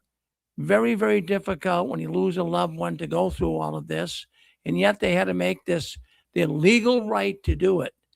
But so even though things might be legal, is it advantageous? Is it advantageous for the Watchtower to really sit there and grab all of a person's inheritance without even discussing, if it was a Christian organization, which it's supposed to be, I can see Greg's point with a secular organization, but if you're a Christian organization, the very first thing you should do is look at the scriptures. That's what a Christian organization should do. And they should be looking at the Old Testament, specifically in Proverbs, that states that your inheritance should go to your children. Or they should also look at the scripture in First Timothy that talks about it would be, worse for a person that did not take care of his family than a man without faith. So, we have scriptures that can direct a Christian organization. A secular organization, fine. Yeah, yes. You don't miss the idea of tithing too. Some people consider that when they're doing their estate. Yeah, but I mean, it's again, it can be done. I mean, in the secular world, people get conned day in, day out. But should a Christian organization? P-R-E-Y, they pray instead of pray, and they pray upon the widow and the orphan and the old man that's 93. My uncle was going to leave me some things. His wife, my blood relative, she wanted to leave me something. She predeceased him, and at 93, he signed it over to the Watchtower. But in all respect, well, thank you, Pixie. In all respect for Craig, he's right, and he certainly they have a legal right to step in and grab all the money from a will. There's no ands, ifs, or buts about it. It can't even be challenged. But I'm saying it should be challenged from a Christian so-called religion. I agree with you, Rick. And Rick, I love you. I think you may even remember me. I met you at the meetup last year in August. Yeah, I do remember you. Yeah, I have a stepfather that's an elder, and a brother that's an elder, and I dissociated in the year 2000. But the point is, if my stepfather disinherited me, I would have no hard feelings, even if he gave 100% to Watchtower. That's his legal right. I want nothing. And I understand the discussion tonight, and everybody that contributed to my comments, I respect. I love you. I love you. I love your program. And the last brother I spoke to, thank you for your kind words. And I just thank you for hearing me. And I am not pro Watchtower. I am so much hatred for the governing body. But it was just from a legal standpoint, I wanted to make my comment. Well, thank you, Greg. No, in fact, I don't take it that way at all. In fact, I'll tell you what, I like you a lot because we brought this up once before, and I had to redact my statement. And I remember it was probably about maybe a year. Yeah, maybe a year ago. Yeah, in fact, I remember what it was all about. Let's see, I'm just on the tip of my tongue. But anyways, it had to do. Boy, I can't remember now what it was. Do you remember? I think it had to do with someone that's accused of Oh yes, in fact, or something. yes. Without them going through the full trial and basically slandering their name without. Right. Yeah, People can be accused of things, and it's like their name is smeared, and they could later be proved innocent. You're right. Let's give people the benefit of the doubt. Yes, in fact, I did come on. I did kind of accuse a man of doing some nasty things, but there was really no proof. It didn't go to court yet. So I remember I redacted my statement. But no, in fact, in fact, I'll tell you, you came on and you brought that question up tonight, and all of a sudden, something I noticed. I can see numbers going up here. People watching YouTube don't see numbers, but I'm seeing numbers. See, people like that type of a debate because You welcome open views, and tell you the truth, you are my favorite XJW show. I love Connie and Dick, and I just love you. I love your show, and I love all the energy and work you put forth to help people. You are true. You are a true person. And I really do love you. I really do. Well, thank you, Greg. No, in fact, thank you for. I like that. I like the way that you're a very sound-minded man, and the issues that you brought up on a couple occasions deserve attention. Thank you. Yes, who's this? Go ahead.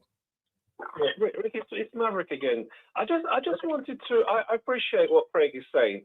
You know, we're all just having a debate, and all sides are being spoken. But I just want to. The way I'm thinking about this thing, though, Rick, is when we found out that the Watchtower was wrong. Okay, forget money now. We invested some things that are much more valuable than money. Our time, our lives, our youth, our energy. Yes. Right? All of us. When we look back, we can think of so many decades that could have been used for better things, families started, businesses made, and our own money made too. If we look back in hindsight, think, my goodness me, if I'd have made that decision instead of joining the Watchtower, I would have been blah, blah, blah, blah. Or we like to think that our lives would have been much healthier. And I guarantee 99 times out of 100, our lives would have been better. But the reason I'm bringing this up now is because I'm thinking that means we don't have a right as ex-witnesses, right? We don't have a right to complain about anything, any of our experiences, right? Because it's the past and we made the conscious decision to be in the Watchtower, right? But it doesn't work like that. We were conned and we were led to believe that we were joining a real, the truth, right? And that's the reason why we joined. And so we invested our money, our time, our energy, our vital energy, our youth, everything to be in that place for decades.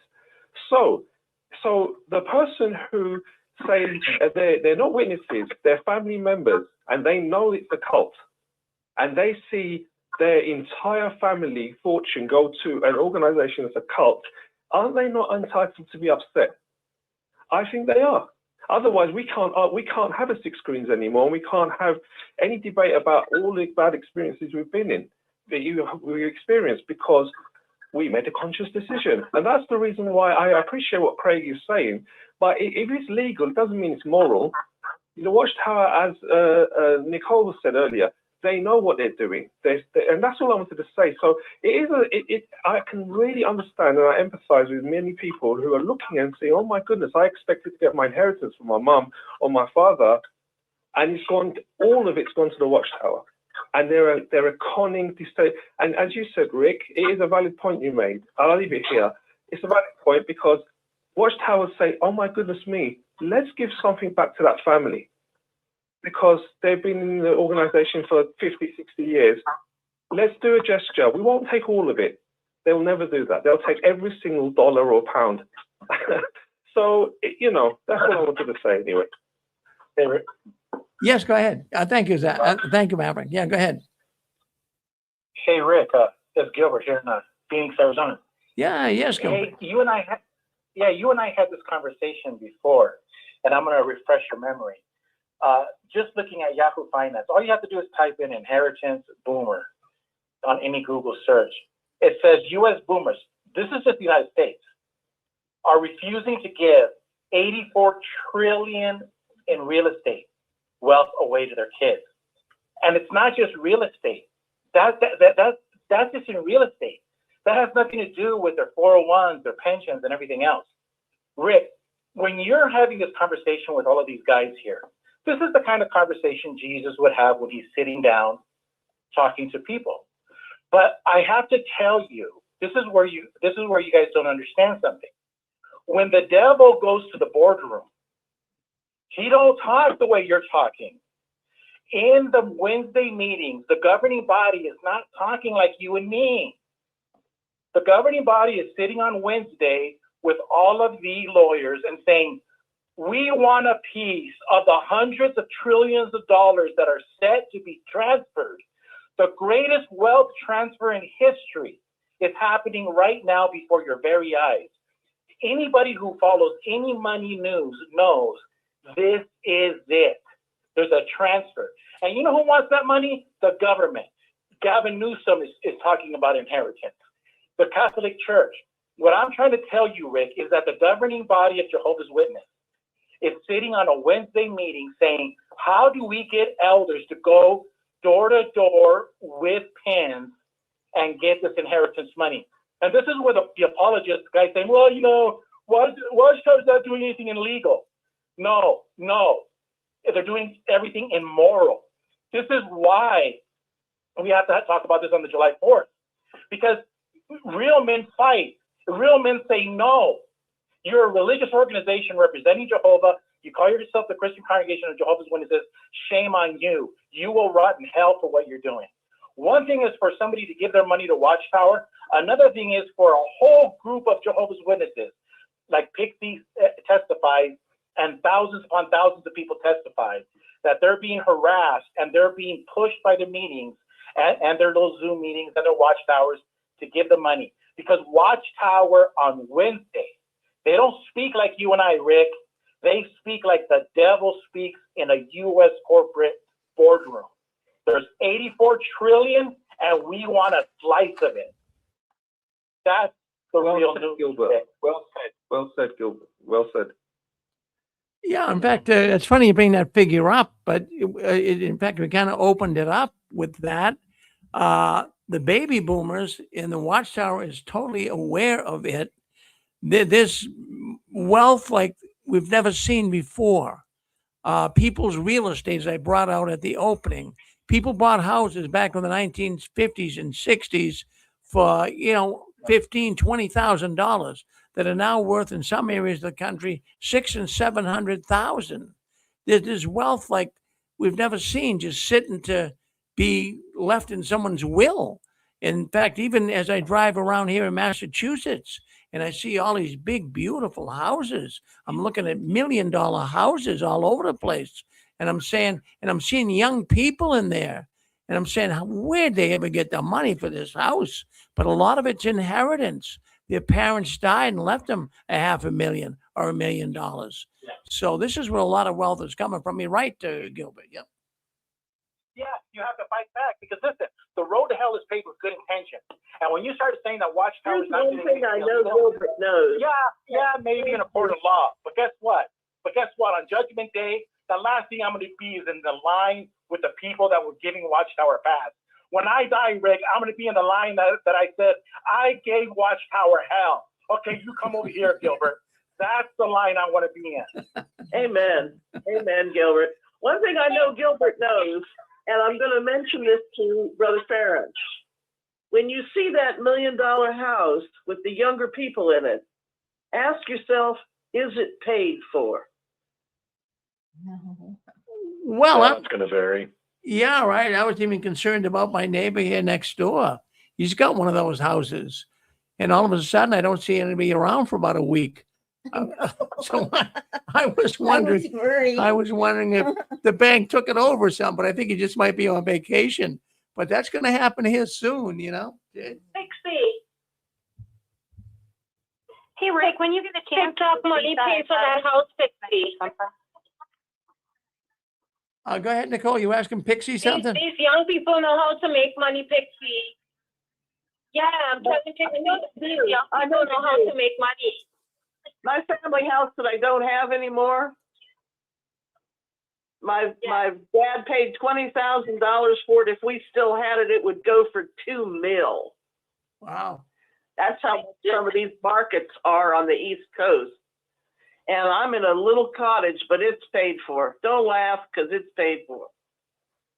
I just wanted to add something to the group real quick, because I think there's been some great conversations tonight. And I shared the story earlier. This is Lisa.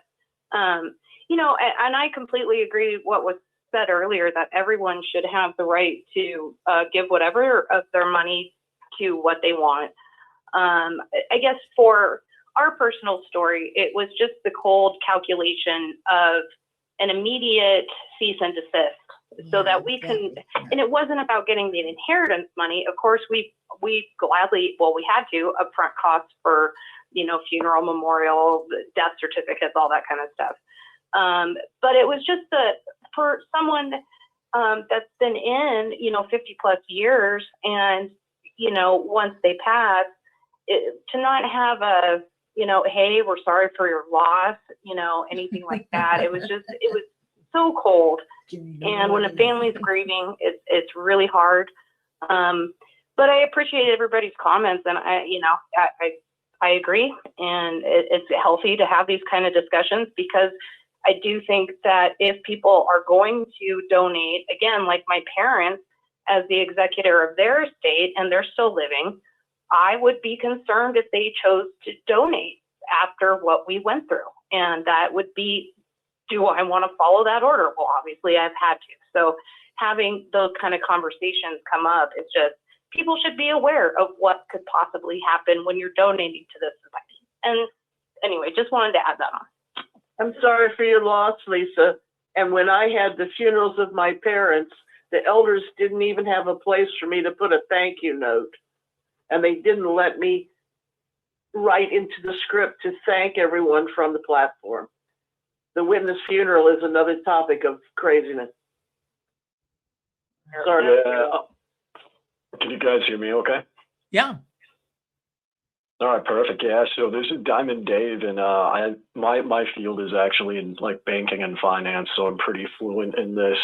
For me, whether it's Jehovah's Witnesses or even like in the Mormon Church, obviously people have the legal right to donate wealth, assets, and real estate to whoever they so desire. But for me, it's the undue influence of these organizations is a real hitting point. Just because it's legal doesn't mean it's lawful, or excuse me, just because it's legal doesn't make it ethical, right? So when I hear stories of people who are in these organizations for 40 or 50 years and then they donate, or they desire to donate, I start to do a lot of digging, because it's not just, oh, I love this church or I love the JWs and I want to donate my stuff to them. You have to look at the culture that like helps them facilitate that decision, right? Because these organizations aren't just buildings. There's a culture, there is an ideology behind it. So when you look at the ideology that pressures people into giving everything, their lives, their time, their youth, as somebody said earlier, right? That to me is undue influence, and arguably, depending on what state you are in, that can be contested on that basis. Oh, very good, Diamond Dave. That's a very good analogy. Very good. Explained really well. And boy, there's two different directions we can go in with this, but there are certain in the secular world. I can really see that, as Gilbert was talking about earlier, the devil is there, and the devil's even in some of these religious groups. And really, there's a certain thing as ethical. A certain thing is being right with people, like poor Lisa. I hate to keep bringing that up, Lisa, but I would think they could have let the 5% go and let you guys make the burial and then divvy it up later. But that to me really it was something else. Well, thank you, Dave. Well, my goodness, we had a lot of discussion about that tonight. One other thing, Susan. In fact, even in the world of finance here, what's going on with the Watchtower? What they buy recently, Susan? Just yesterday, the Watchtower bought a property near Warwick. One day ago, they bought 69 acres across the lake, 432 square feet of building that was owned by IBM. And we know they've had dealings with IBM. They've sold them the MEP system. So I'm sure they got a deal. They're calling this the Blue Island Facility. It is currently not open for tours. And this, again, the media center is called the Blue Island Facility. And how many acres? 69 acres. 69. Yeah, 69 acres, and it's a 432 square foot building. All right. Well, let's just put that into perspective. Now, the Ramapo project, where they're building the video center, media center, well, they bought that back in 2011, and that was 245 acres, and they paid $11 million for that. But of course, we're talking 12 years ago. 12 years ago, we're talking real estate was cheaper then.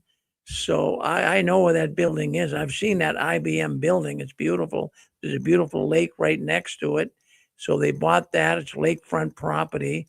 They got 69 acres. In today's day and age, it's got to be worth more than it was back in 2011. So I would say that's a good. I would say it starts at about. I would say at least 15 million and goes up from there. That's So that would be the. You know what? That's not the Watchtower's money. That's the brothers and sisters' money that are buying that property. The Watchtower didn't do anything except maybe invest in the stock market. That's about it.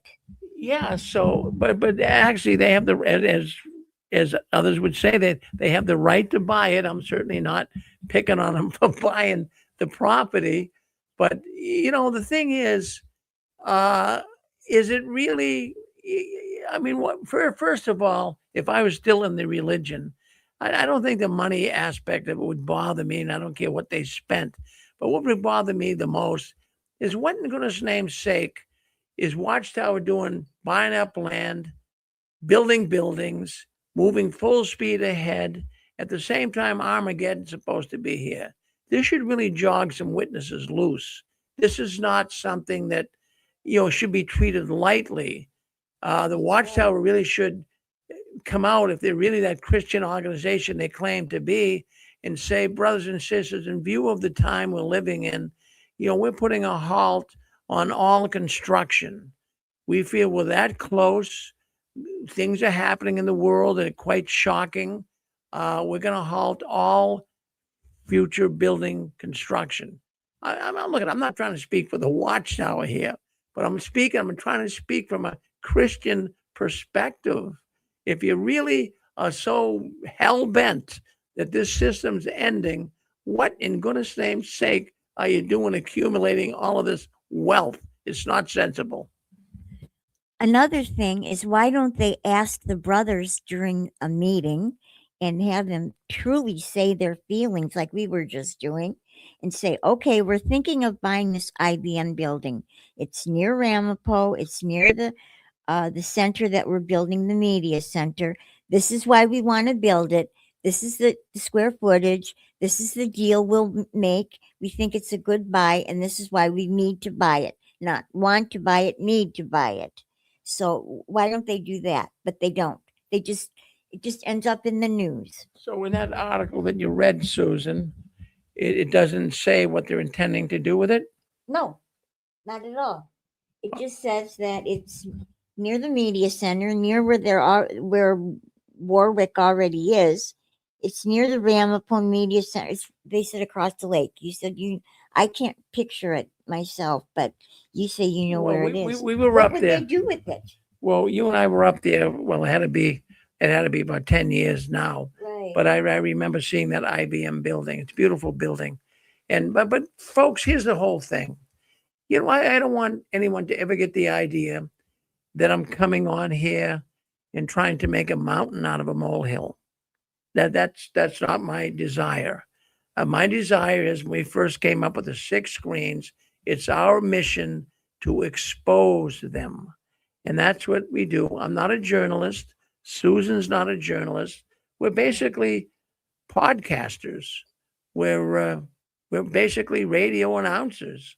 So, there's some things I can say that I might not hit the mark perfectly. I can't do the research that a journalist would do, but I have to tell you, in my 20 years of doing this, we've always asked for governing body members or anyone from the Watchtower official offices, if they'd like to come on and rebut us in any way, that opportunity is always there. And you know something? We never got someone to come in from the Watchtower. And another thing too, I've always said, if I've said something that really is not totally, now you're gonna have some little areas that aren't totally correct all the time. But if we really were way off base here at the 6 screens, we'd be being sued by now. We really would be. The Watchtower would be coming after us. They'd be all over us like 5%. They would be all over us like a cheap suit. But the thing is, what are you going to do? They know what we're saying here. You can pick it up and you can read about it. So we'll see what happens in the future here What do you have to say, My Susan? question is, they're sending home Bethelites, right? They're sending people home. So why are they buying this IBM building? They don't need to build more printing facilities. They've got all the printing facilities they need at the farm. And then they've got this place in what do they call the other one? Wallkill? Wallkill. Yeah. So they've got that property. Warwick, Wallkill, Patterson. Yeah. And then they've got this media center that's huge. What do they need this building for? Well, let me tell you what they need it for. It's a great real estate investment. Now, let me tell you. Do you know now that area right up there? Has anyone ever been up there? I mean, maybe some listening audience has been up there. 10 years ago, it was the boondocks. It was really country. Tuxedo, New York, Ramapo, Warwick. I mean, really rural area. But there's traffic jams up there now. We got a lot of people who moved into this country. We got traffic jams like I'd never seen before. That's getting to be a real hot area in New York.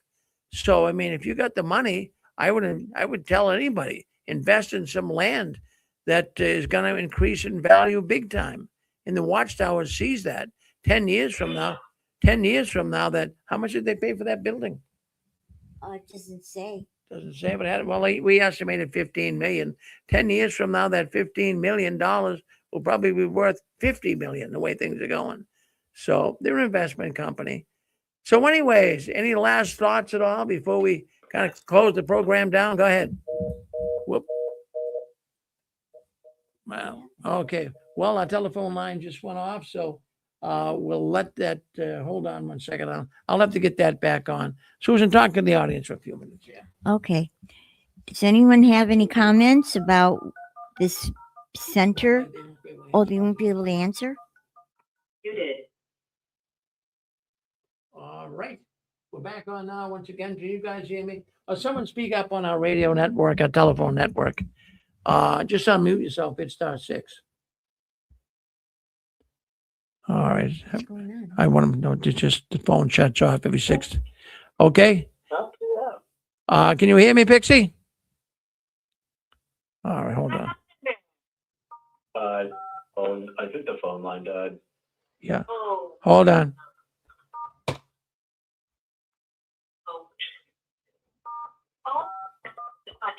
Now.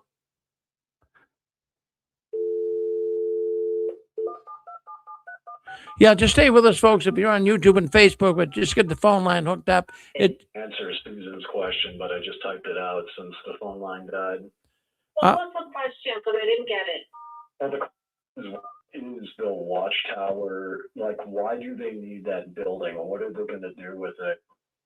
And Rick kind of touched on it, but what I said was it's an illiquid asset that's guaranteed to grow in value over time, but it also can be used as leverage for other projects, or it can even be it could even be rented out. The multiple office spaces could be rented out for like consistent income too. So it's a multiple income source in one location. Yeah, I think they would have to do that because the water is drying up. It's drying up for them. I mean, not in terms of trade, because they do trade. They have stocks in so many different things, but contributions from witnesses is not as what it was before in the decades gone by.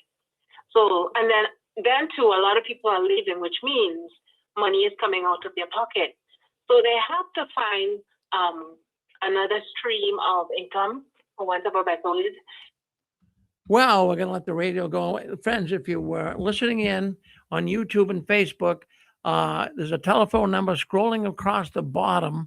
That's our phone number. If you want to get into a conversation, they call it the after party after 6 screens is over for the news. So if you want to join those in there tonight, dial that number up and you'll be able to do that. So thank you, everyone, for coming on. We want to thank Chewy. We want to thank all the people that came in here tonight. We really appreciate your presence. Susan, what do you want to say? Thank you all for listening. We'll see you tomorrow. Well, actually, we'll have no next week. We have no 6 screen Sunday tomorrow, but it'll be the following week. Well, we really appreciate you coming in. If you like our channel, go ahead and subscribe to it. It's not monetized at this point. So, the only thing we have to gain here right now is we'll get more people to listen in and help more people leave the Watchtower. Well, friends, thank you for coming in. I want you to keep standing tall. Don't you ever give in, up, or out. And the last one, leaving the Watchtower, please turn off the new light. Join the after party that's coming up next, right here on the Six Screens Telenetwork.